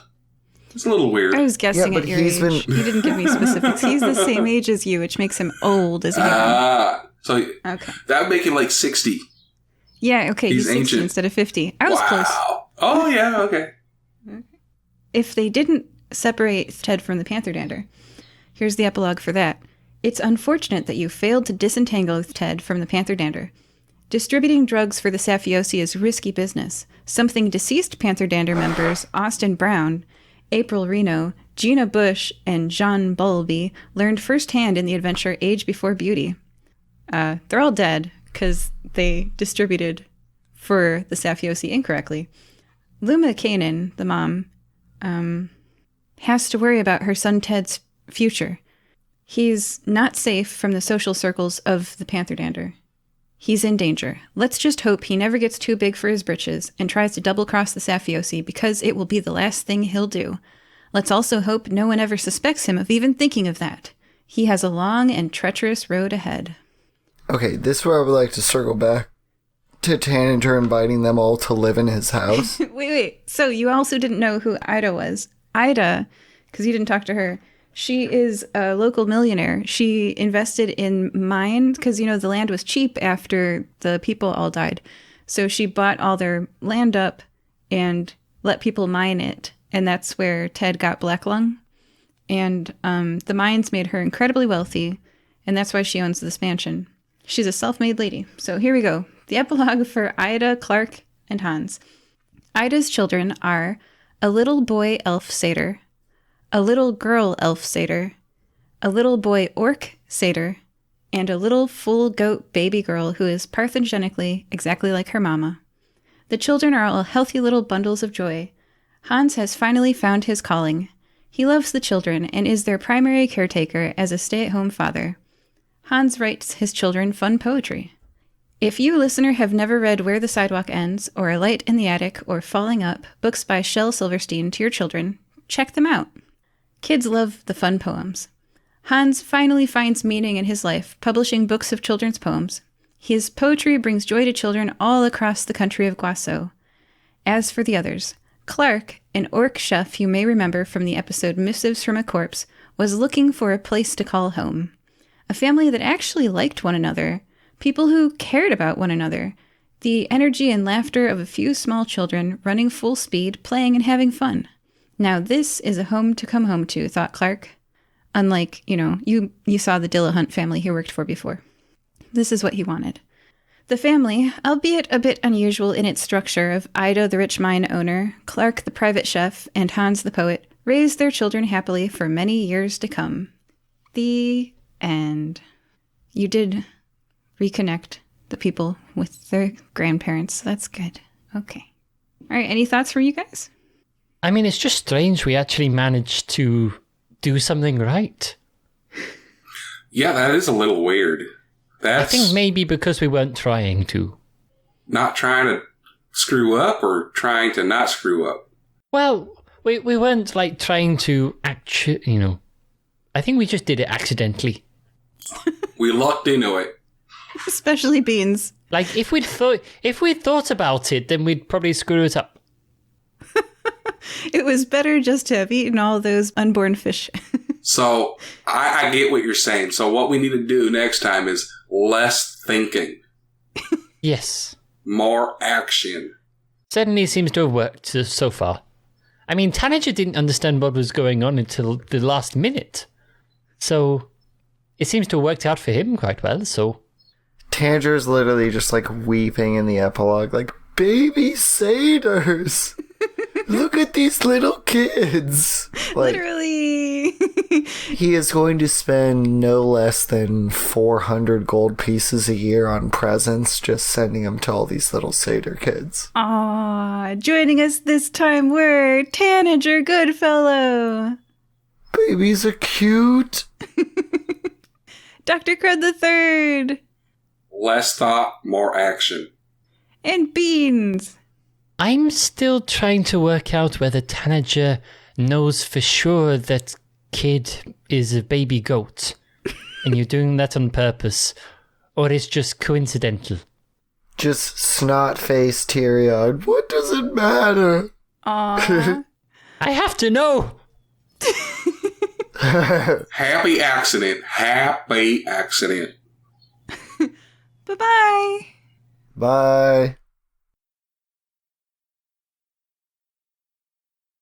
Go check out the Anime Pass or Fail podcast. With so many new animes coming out every season, it can be hard to know what to watch. Well, they can help you out with that. They'll be watching 4 to 5 new animes every season, discussing and judging it on if they pass or if they fail. 3 of which are chosen by your host, and the other 1 or 2 animes are chosen by you, the viewers.